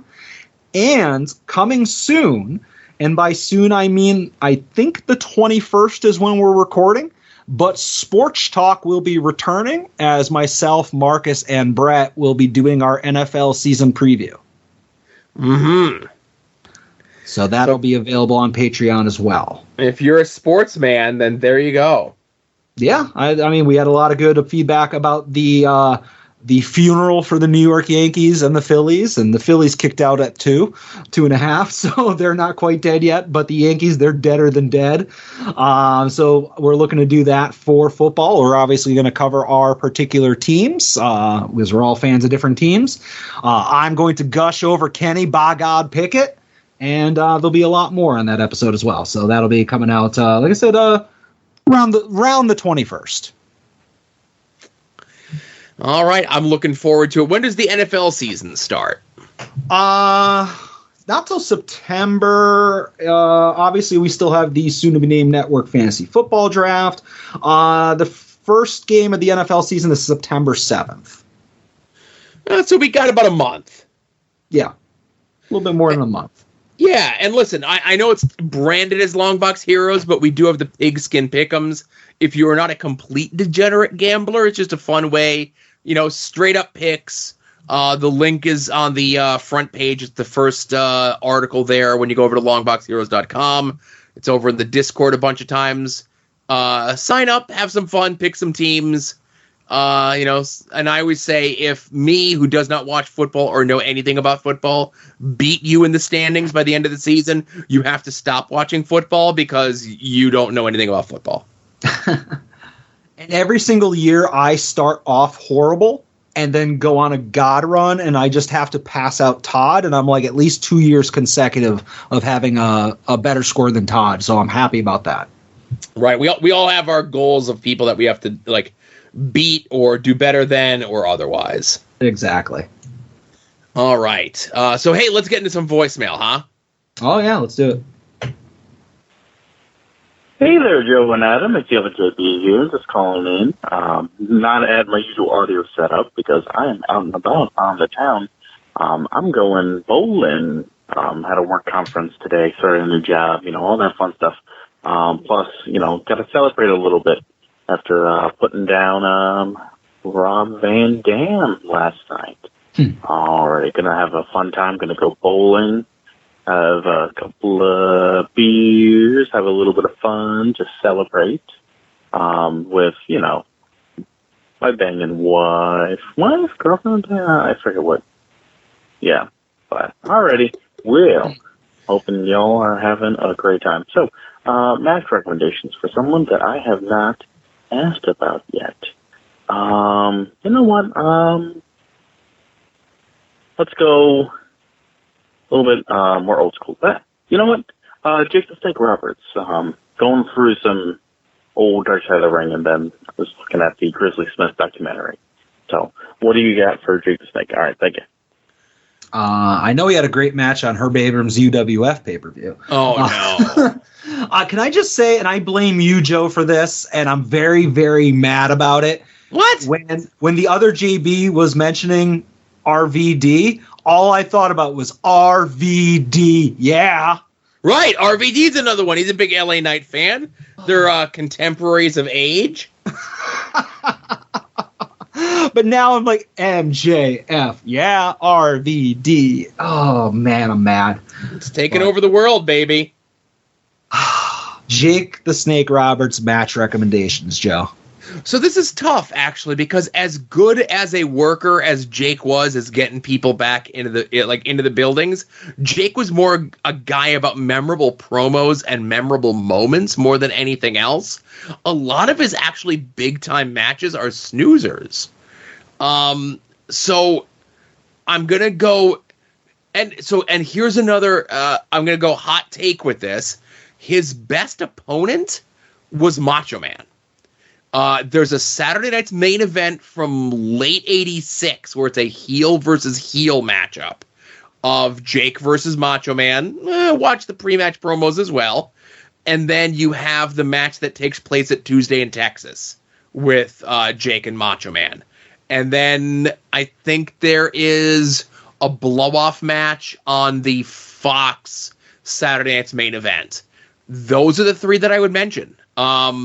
He never really got his feet under him in WCW, and that was pretty much the end of his run. Even like the little bit of stuff that he did in AAA in like 94, 95, it was more about him being a shitty heel and doing shitty heel things and having a good match. But those are the three that I'll recommend, the three matches that he had, like big-time TV pay-per-view matches with Macho Man. Okay. And I'll just add parenthetically here, other JB, I thought you looked really good in those like pleather black and yellow like pants he had on Dynamite. I thought that was a good look for you. Next time, I say you talk to Christian, wrap some like gauze around your legs so you fill out those tights a little bit better. You're looking a little baggy. I know it's an upper body business, kid, but come on. Oh my God, can we talk real quick about the Christian promo where he had his daughter there? Yes. How fucking amazing was that? She wanted to wear the belt, and he's like, "No, you have to win this belt to hold it. Are you the TNT champion? No, you're not." And security, get her out of here. She doesn't have credentials. I love Christian is so good. I hope Christian gets a match on the Wembley show. Christian is like the best in the world. Oh, just amazing. Like just the heel on your daughter, if that was his daughter, I don't know, but I love that promo. Christian's the man. All right, next caller. Thanks for the call, JB. You have no recommendations or Jake the Snake?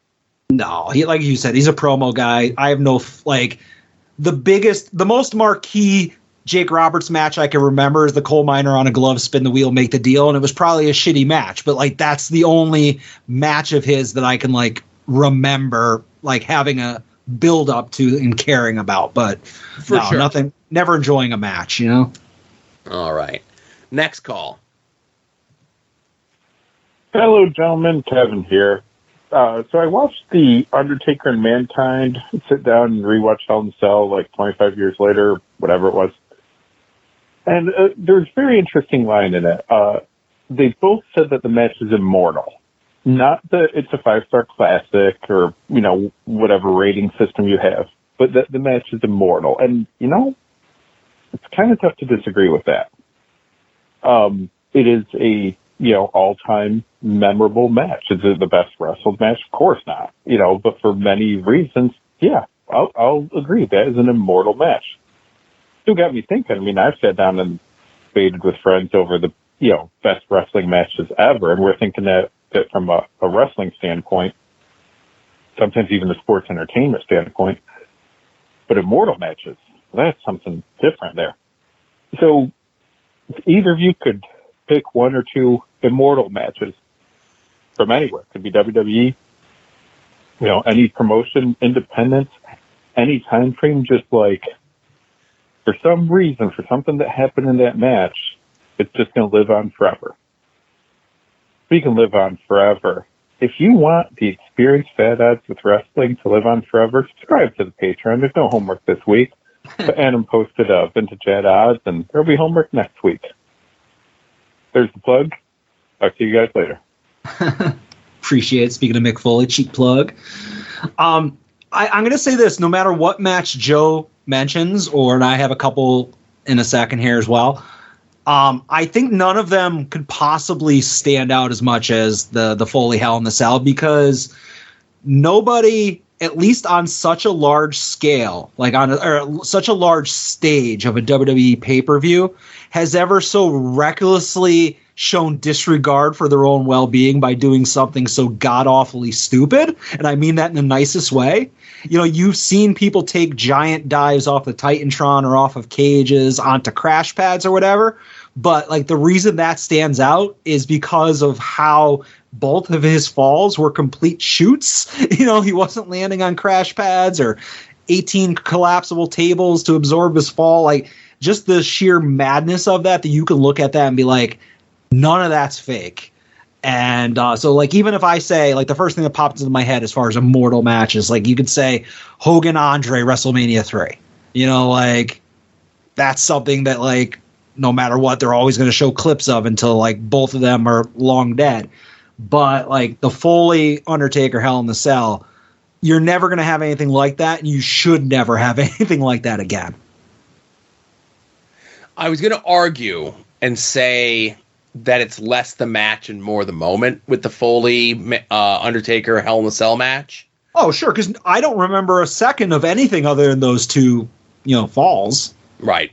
Now, because I'm a sicko, I could probably recite that thing spot for spot, like moment for moment, right? Yeah. But I'm a sicko. And that's what makes a lot of times a match. What makes a match immortal is either multiple moments that happen in the match or a moment or two that are just so inescapable in the world of professional wrestling, right? Mm-hmm. Like just as an example, we played it earlier in the show. Obviously, there's an audio show, but when you see the visual after Hogan beats the Giant for the world title, and he holds up the spray painted title to the camera and says, like, the NWO is where it's at, right? I'll do you one even. I'll just interrupt you here. Hogan turning on, like coming out and joining the NWO as being immortal. Like that's the NWO immortal match, Right. Austin and Brett from WrestleMania 13, right? Mm-hmm. As great as a match as that is, what everyone remembers is Austin bloody passing out in the sharpshooter, Yeah. So you pick these moments, and my mind wants to go to a match that's immortal, that sums up whatever that is. Is this the 80s WWF? Is this the 90s WWF? Is this WCW? Is this whatever? And my immortal match is September 1995, ECW, Raven and Richards versus the Pitbulls double dog collar match. If someone came to me who was just getting into wrestling, a lapsed fan, they got into wrestling today. They got into wrestling with the Pipe Bomb promo. They only grew up watching WWF. They only grew up watching whatever. I've heard of this ECW. What was ECW? And I would show them that match. I'm like, you just have to watch that one match, and you will know everything that ECW was. It's the perfect ECW match. It has everything that you want. Is it an expertly worked match? Absolutely not. Is it something that gets 5 stars from Dave Meltzer in the Wrestling Observer? No. But there are like 17 moments in that match that are just memorable. It's the perfect, like, ECW is so good at trying to weave like one segment into another. This was the culmination of like 3 different storylines all weaving into each other. All these great classic moments, and it's the perfect ECW match. And you can't argue with me. Well, I won't dare. All right, next one. But do you have one? Do you have a match? Do you have a moment that you would add to the list, or you were just like you would mention like WrestleMania 3 with Hogan and Andre? I said Hogan Andre. I said Hogan joins the NWO. Yeah, I think that's a good one.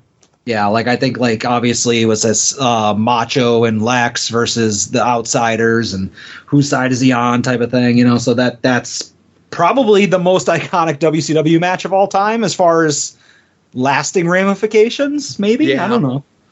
But yeah, those are my picks. All right. Thanks for your call, Kev. I'm glad you and Declan had a good weekend. Yeah, absolutely. Thanks, Kevin. Next call.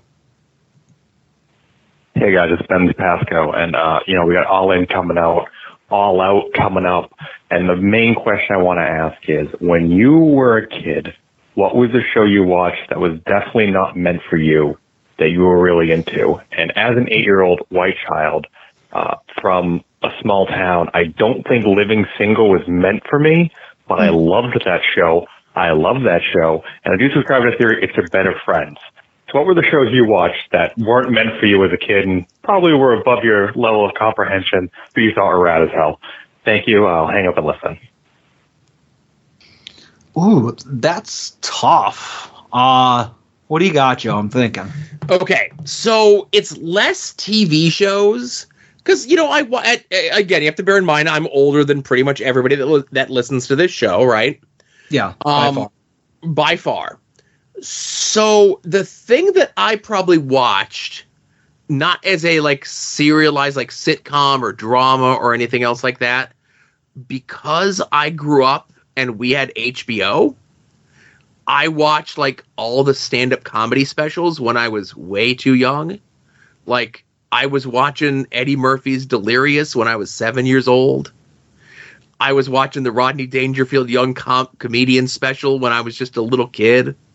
Then as things would go on into like the late 80s into the early 90s, and I'm 11 and 12, and I got the Dice special, I got the Sam Kinison special.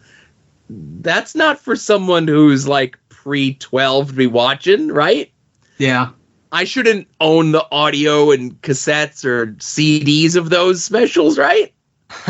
But I did. Yeah, I was not an HBO comedy special guy, but I used to watch like A&E's Evening at the Improv and Caroline's Comedy Hour and that kind of stuff. But I had the Dice CDs or probably cassettes when I was maybe 13, 14. So yeah, I shouldn't have had those. I don't think there's any TV that I watched that wasn't age appropriate, because I was very much like, when I was really young, I was a Transformers, G.I. Joe, Ninja Turtles, and then it became Saved by the Bell and like that kind of stuff. So that always lined up, but I was probably going to see like Van Damme movies way too young, like Bloodsport in theaters type of deal, you know? So like those things, like maybe like a 12, 13-year-old shouldn't be going to see all of those, but like I saw like every Van Damme movie for a long time in theaters. Yeah. So maybe that's the only thing I could think of for that, but yeah, I don't know. Very boring like that. Yeah, but like sitcoms, over-the-air TV, you know, I watched like what was appropriate for my age, you know? Yeah. Yeah, I don't think I was like curious where I was like, oh, I want to watch this thing I shouldn't be watching. I wasn't one of those people, you know? Yeah. Thanks for your call, Ben. Yeah. Next call. Adam, Joe, hey, it's Kenny. What's up? First time, long time. Anyway, I love when this segment shows up on other shows around the network, be it a We Need Wrestling or a Final Wrestling Place. Well, I saw something this week that really got me real fucking pissed off. Uh-oh. What I'm talking about is this fucking Ultimate Rey Mysterio figure, right? I walk down the aisle, I see the figure, right? I pick up the figure, and I'm like, I'm not going to drop any dumb nicknames, but I've collected a lot of Rey Mysterio figures over the years. From the Jax era, it was like the only guy I was even buying for a while.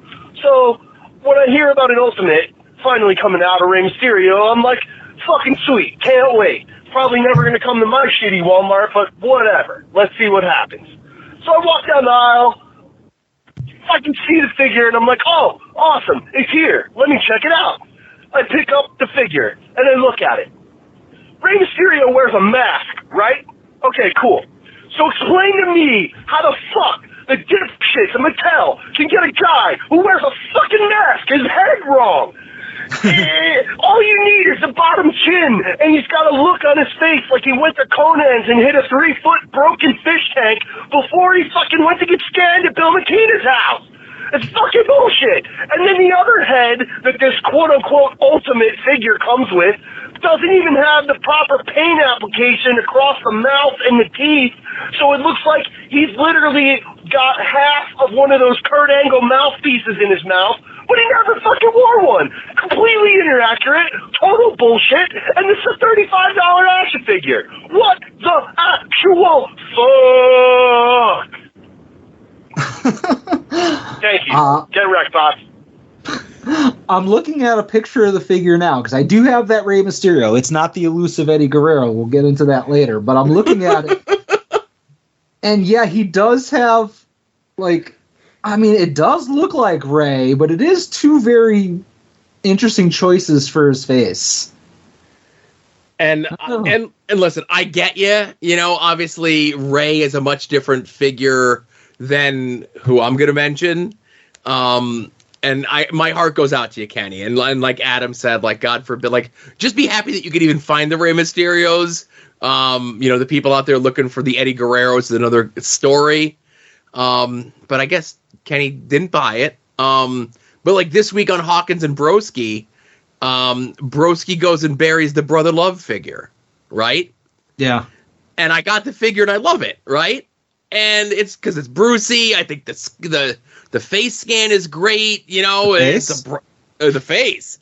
And then Broski's like, the face is too red. His face was never that red.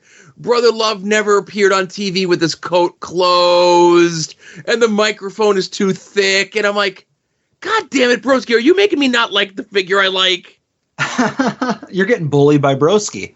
I'm not getting bullied, but he's like pointing out a lot of things that I was willing to ignore because I love my sweet Brucey. Yeah, well, as Brian said, you're never getting another elite like Brother Love, so you better learn to love it, you know? Yeah, I guess.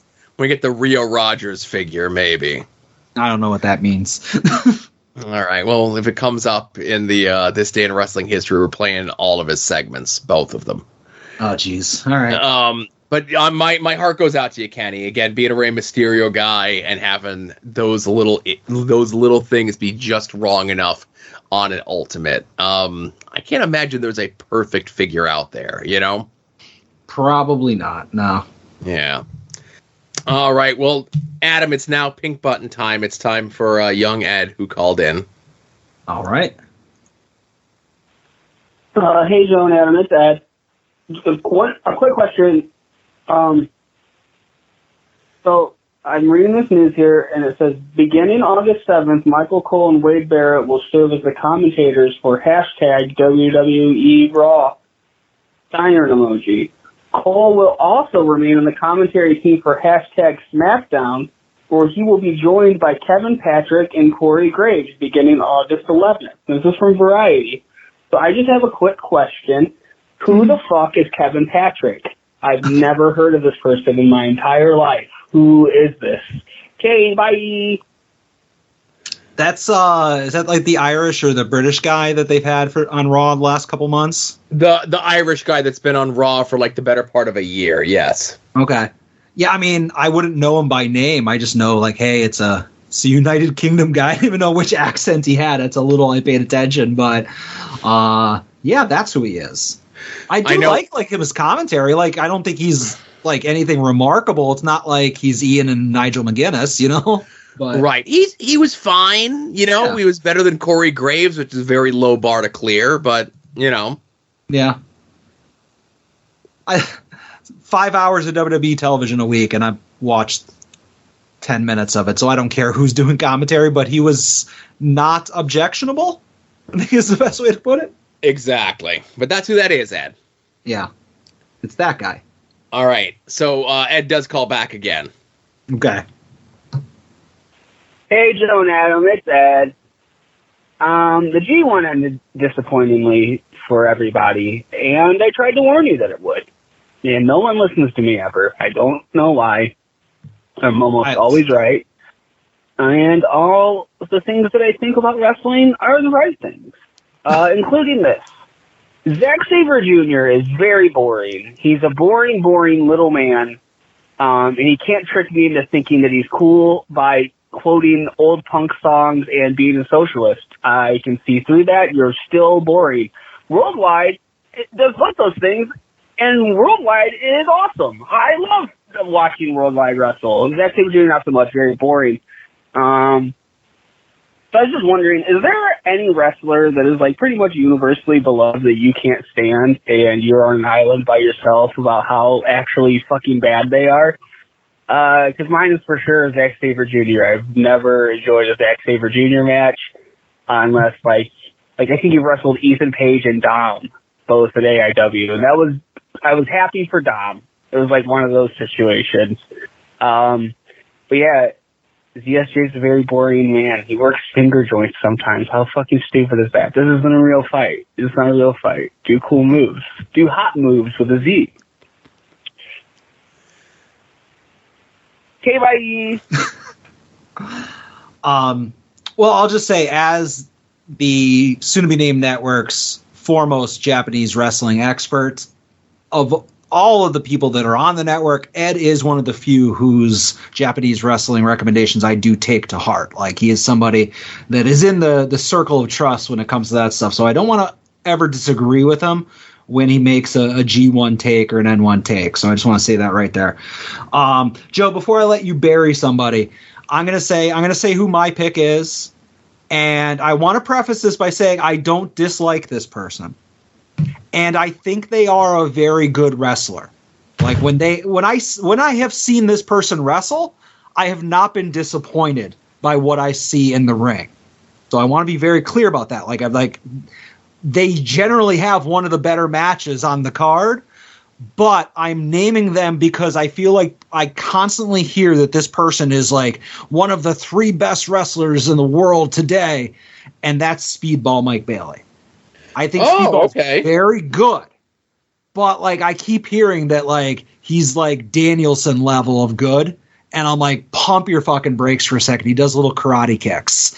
And like for that reason, I'm like, all right, I'm putting Speedball out there. Again, very good wrestler. When I see him wrestle Cheeseburger, it's an amazing match. But like, I'm not like, oh my God, he is Will Ospreay. He is Danielson. He's Claudio. Like, come on now. Let's temper our expectations a little bit. So that's my guy. Okay. Now, I wasn't going to go indies, but I was trying to think of someone like on the main like 2 big shows, right? Mm-hmm. And Ed mentioned someone who's skinny, quotes punk lyrics, thinks he's a socialist, and everybody loves him, but I hate him. Everybody doesn't love him. Everybody does love Punk. He's very polarizing. Half the people love him, half the people hate him. You can't pick him. And see, I'm on an island of my own because I would have to say that my dislike for Punk I dislike Punk as a person, as a human being, which makes me not like him as a professional wrestler. But if I didn't have that, I probably would like him as a professional wrestler. Whereas I dislike these 2 as people, but I also dislike them as professional wrestlers, and I know a lot of people do like them. Not everybody, but a lot. And that would be the Young Bucks. Well, let me ask you this, Joe. I'm going to stop because obviously we know that you don't like Phil. We know you don't like the Bucks. There's people that you have grudges with, and you'll always have those for the end of time. But to keep it with what Ed was talking about and what I was talking about, is there somebody who you just, no matter how many people tell you like this person's good, like you're never going to see them in that light, and not because of like a backstage grudge that you have, like a personal vendetta against them? And I just mean like for me, like again, I got nothing against Speedball, but I'm never going to say that 2023 Speedball is one of the greatest wrestlers in the world. And just like Ed won't say that Zack Sabres was like one of the greatest wrestlers. Mm-hmm. So somebody like that. Do you have an example? I'm trying to think. Okay, and this may be controversial to you. Okay. Adam Cole. Okay. Adam Cole's just okay. Very average on every aspect of professional wrestling. And I've seen him have really good matches. But there's just something about him, and listen, it has nothing to do with like his height or his physique or his tan or whatever it is, but he just never connected with me as a professional wrestler. Sure. No, I get it. That's fine. And that's I think that's more what Ed was looking for. Yeah. Yeah. All right. Cool. Thanks, Ed. Thanks, Ed. That was Ed's last call. Ever? We mentioned. Was that ever or just no? Not last call for today. Last call for today. You had me scared there. Like you knew something I didn't know. No. Goodness, no. So we hit everything else for the show. Hey, we mentioned the Patreon a bunch of time, but of course the Patreon, patreon.com/@oddswrestling. The TeePublic sale is going on as we speak. 35% off all the designs inspired by At Odds with Wrestling, soon to be named Network, a bunch of the other shows. You can find them there. That's linked up wherever you're finding the show. Of course, Jerry's Internet Wrestling Emporium, IWTV. Use the promo code @odds if you're a new subscriber. It lets Jerry know you came to him from us. And if you keep your subscription, we get a little bit of a kickback. They've been putting out a lot of interesting content, new content, giving people their own talk shows, whatever. I think Ed should just, tape stuff, and like I'll give it to Jerry when I see him at the bowling alley on Thursdays, and we'll see what happens. Yeah, I mean, if you want to spike those memberships, that's the way to do it. Yeah. Yeah. I would be remiss not to mention coming up here in 5 weeks is LVAC Steel Stack SmackDown 2 from the Music Fest in Bethlehem, Pennsylvania, September 16th. It is a very busy weekend, but it officially is announced, as we said last week, meet and greet, autograph, what have you, with both Smoke Train Charles Wright, a.k.a. the Godfather, and the first ever Eurocontinental champion. And yes, Kurt, I do count D'Lo Brown. So come and meet them. Come and see the big show of the year. Big show? No, not the big show is going to be, but it's the biggest LVAC show of the year. I'm excited. I know there's a lot of other stuff going on that weekend. But it's LVAC, man. I'm ready for it, you know? Hell yeah, I bought my ticket. I'll be there. This one I'll be at, Joe. Good. And last but not least, be sure to make any and all of your purchases through our eBay affiliate link. When you click on links to various merchants on the site and make a purchase, this can result in the site earning a commission. Affiliated programs and affiliations include, but are not limited to, the eBay Partner Network. Yeah. All right, Joe. Well, you know what I bought a ticket to? These podcasts. And those podcasts are Longbox Heroes After Dark, We Need Wrestling, Porch Talk, Viewer's Choice, Indie Wrestling Guide, Wings on Wings, Hi Bussy, and Final Wrestling Place. I need anabolic steroids from this doctor right now. Anabolic steroids is a logical next step. And Joe, I just will say very quickly, I will not promote whatever the hell the A show is now. I learned that they are a Threads exclusive social media thing, so that's smart business. And to go along with their Spotify exclusive distribution, and they still don't have a working RSS feed, so I will not be promoting whatever the new A show is. Good for you. All right, just making sure that everybody knows. But all right, on to the best part of the show.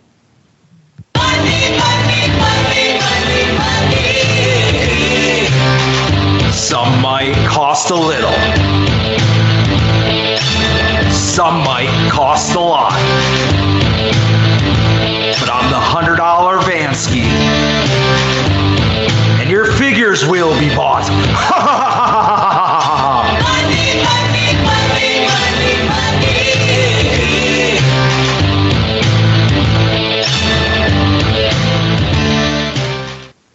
Joe, I did not set out to have a large week of purchases, but, you know, sometimes things happen, and that's where we're at this week. So I'm just going to do one or two quick ones, and I'll send it over to you.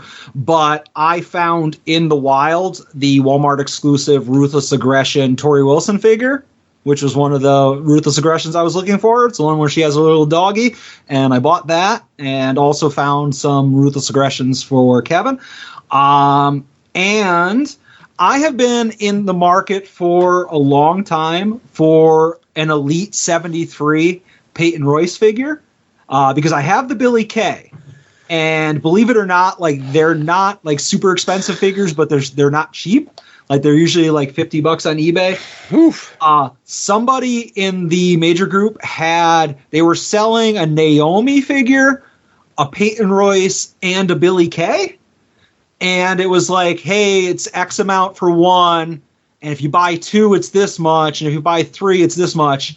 And I was like, well, I don't need a Naomi. And I was like, if only I knew somebody, maybe like somebody who's nearly 7 feet tall who also has a very logical love of Billy Kay, and maybe they would want the Billy Kay figure.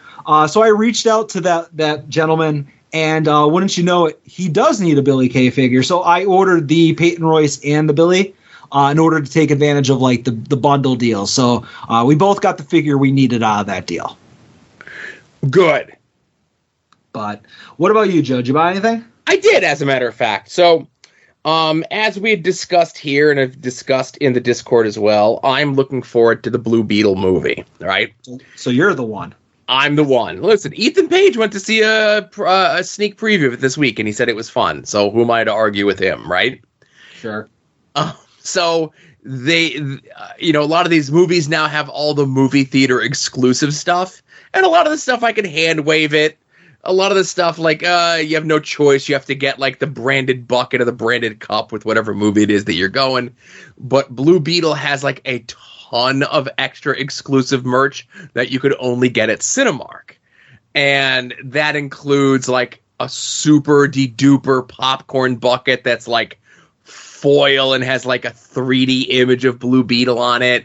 Then they have, a kid's, like, almost looks like he's, like, a Funko Pop. The cup of the Blue Beetle, and then they have the Blue Beetle bug ship popcorn thing, right? Mm-hmm. And I'm like, oh, that just looks like a cool toy. Like, fuck putting popcorn in it. It looks like a cool toy. So I'm like, all right, well, I'm going to have to go and see the movie by myself at Cinemark because, like, my wife ain't going to want to come with me. Ace ain't going to come with me. And I'm like, that's a little bit of a hike just to see a movie when I could just go see it at the Dirt Mall, the Dirt Theater down by me. Adam was nice enough to share the link that Cinemark had them for sale on their website already in advance. And I'm like, cool, I'll pick it up. And I was literally getting ready to order it, and I was told by another friend of ours that the Cinemark by us already had them out and in stock and selling them. Mm-hmm. So on my way up to the comic book shop this past Wednesday, I did a detour over to the Cinemark, and Adam, wouldn't you know, they're already sold out.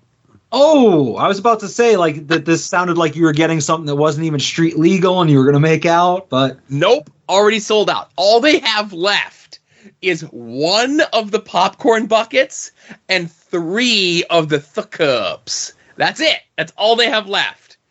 Did you acquire any of those, just in case? No, because I only wanted the bug ship, so I went onto the Cinemark website, I ordered the bug ship, I got my shipping confirmation... I ordered it online.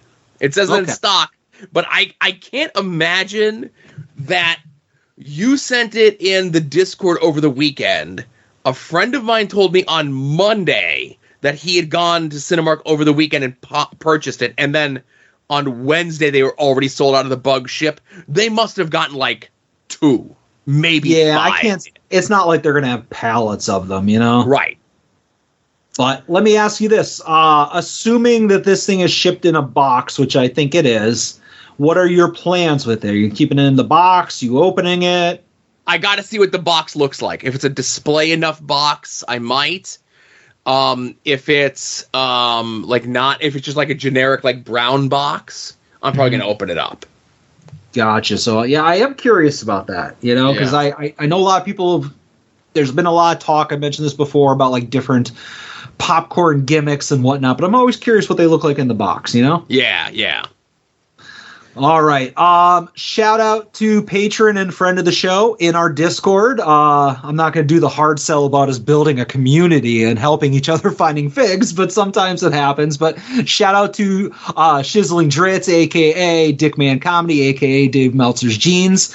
But he found me the Ruthless Aggression Ultimate Eddie Guerrero. Apparently they just ship pallets of them to his local Walmart because he can't go to Walmart without stumbling on a bunch of them.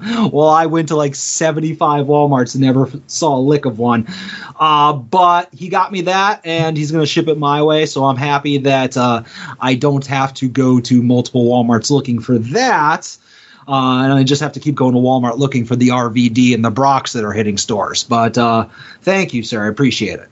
Yeah, I've been following your adventures of trying to find that Eddie, and I'm glad that Shizzling Dritz, which is a real name, was able to hook you up. Yeah, it's his Christian name. Yes. I purchased on what I later learned was the last ever Major Wrestling Figure Podcast Whatnot stream, because they're all going off on their own, doing their own thing, but I bought from Smart Mark his new business card pin combo because I do collect Smart Mark pins / business cards.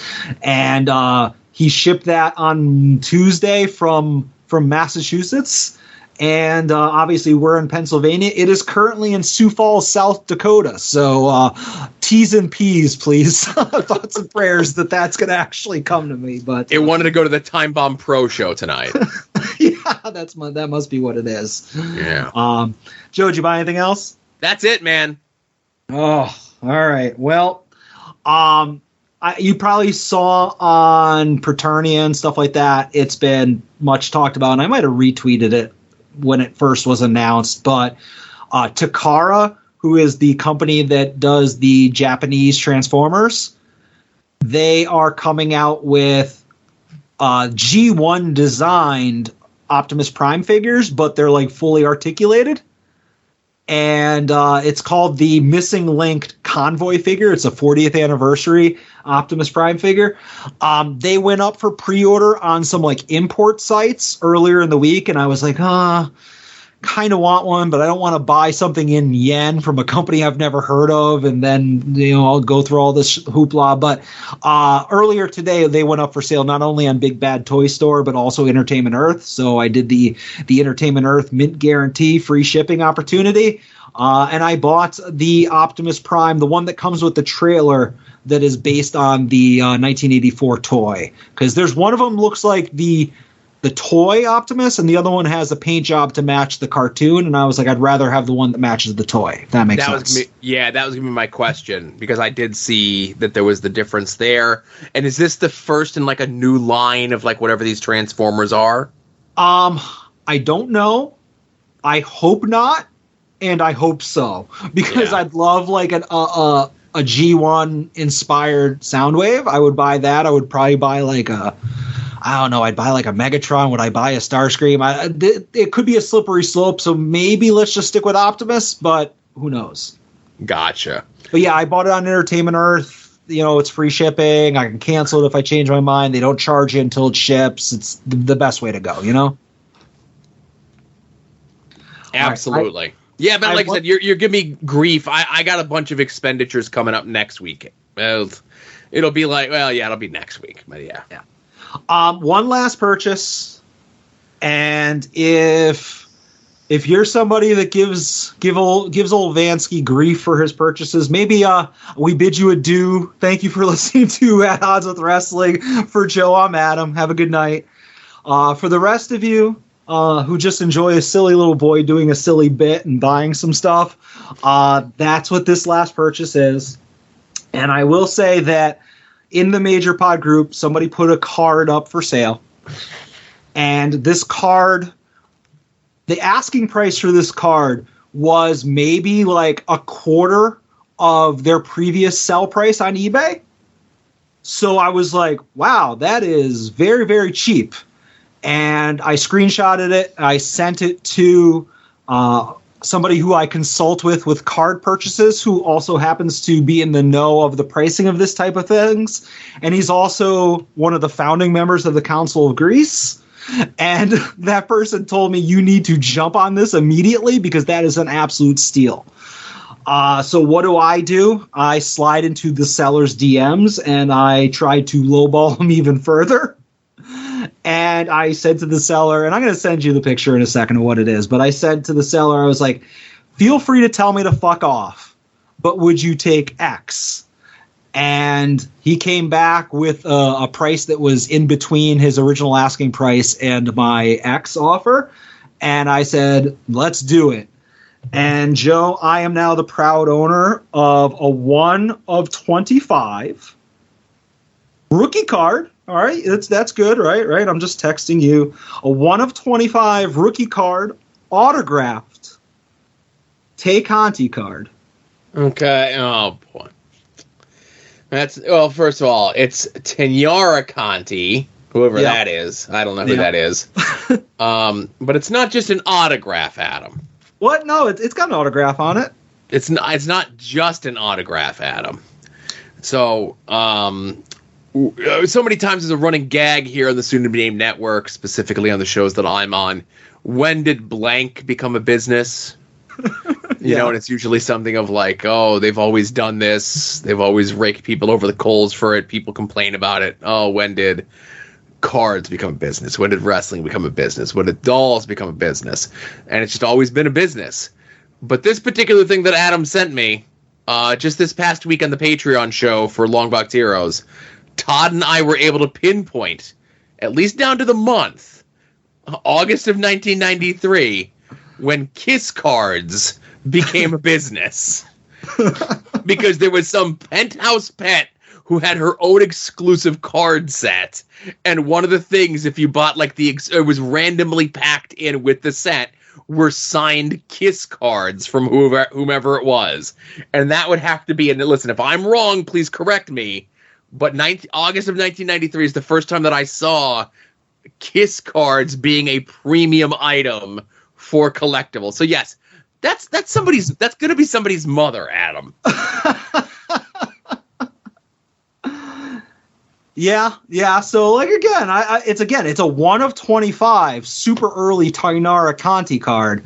I just could not pass out on the opportunity to get just such a rare autograph. And again, it's got the Kiss thing on there. I would have preferred that it wasn't there. I think that cheapens it in my eyes. But you got to take what you got to take, and it's just such a rare card. I might try to smudge that off of there just so that just the autograph is left. I was going to suggest that. Yeah, but for now, I'll just keep it in the case in my Detolf on the grease shelf until I do what I need to do with removing that lipstick and stuff like that off the card. Yeah. So is this the first and only Kiss card you'll be buying, Adam? It's the first and only. I will say. Just for the bit, just to be a silly little boy, I did look at, and they might have been on my eBay save search for a little while. There were and are some Alexa Bliss Kiss cards, but we're talking 4 figures plus on those. So like those, we're well past the point where non-Powerball winning Adam can own one of those. So.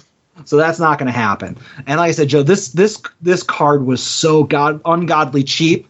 Bless this seller because he hooked me up and he sold that card for way less than he should have. Thank you for the good brother pricing. But Joe, he also, and I mentioned this in the Discord earlier today, in the listing, he was like, oh, if any purchases, I'm going to send you extras with your purchase.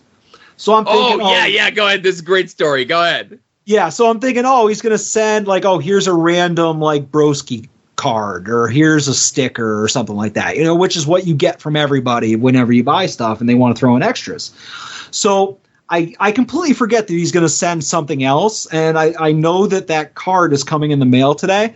And I look on my front porch and there's a box that's like the size of a basketball. Like it's a bigger box. It doesn't make any sense for a card. I'm like, all right, whatever. And I open it up, and it still doesn't make sense for what's inside. It's way too big of a box, but it's whatever the guy had, I guess. And he threw in for free, with this already steal of a price card, a Best of Sting DVD from Impact Wrestling, like TNA, Impact, Global Force, whatever. It's like an older DVD. It's from 2007 or something like that. So I'm like, oh, cool. Like, everybody loves Sting, and I'm looking at the back. It's like Sting versus Mick Foley in a cage, and it's like Sting versus everybody, Ric Flair, and it's a bunch of random Sting matches.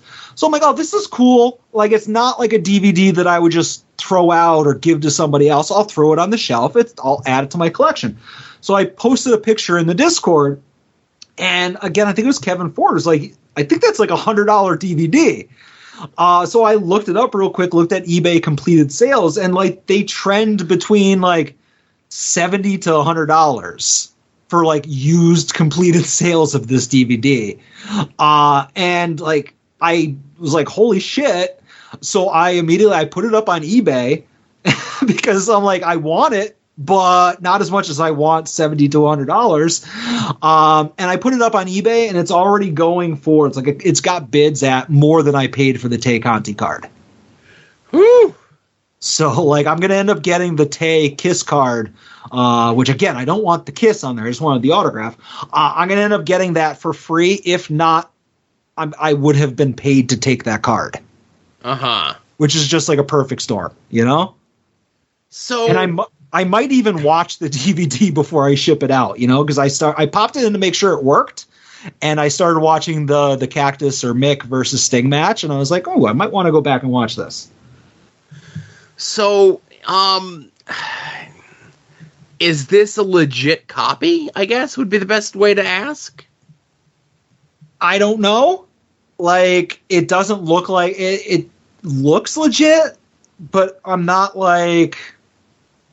like the guy that the Pawn Stars bring in to tell if a freaking coin is real. You know, like I was just it doesn't look like it's printed badly. It doesn't look like it's like a homemade label on the CD or anything. Yeah, that's what I was wondering if you could tell that, you know? Yeah, I mean, you look at it and it doesn't look like it's like at the gimmick table when they're selling like indie shows, you know, like tape trading. It looks like it's a licensed DVD. You know, it doesn't look like a cheap printout. The disc looks fine. You know, I guess it's real. Like, who is there a big bootlegging of TNA DVD business? I don't know, but I have no clue. It's just I'm trying to figure out a way how this guy had this thing, and he did not know what it was worth, and just threw it in as a freebie to you. And as soon as you post a picture of it, like Kevin Ford was the first one, but multiple other people were like, "That's a real expensive DVD." Yeah. I don't know. Either the guy didn't know what he had or doesn't care. Or it's a bootleg. But, like, I don't know. It just looks good. It plays, you know. I don't know. But, hey, if it sells, it sells, you know. Yeah, for sure. For sure. But that's all I got, Joe. All right. Well, listen, that's all. That's plenty, I'd say. Thank you, everyone, for listening. This was episode 254 of At Odds with Wrestling. Of course, we'll have the Patreon homework show next week as we're watching some bullshit Shawn Michaels movie, Avengers of Justice, Farce Wars. But like I said, thank you for your continued support any way that you can, sharing the show, anything like that. For Adam, this is Joe saying be safe out there and enjoy some wrestling.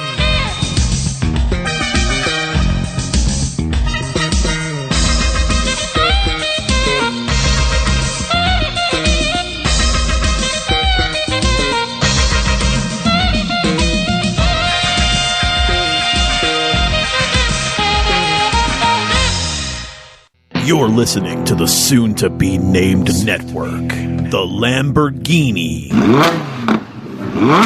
of podcast networks.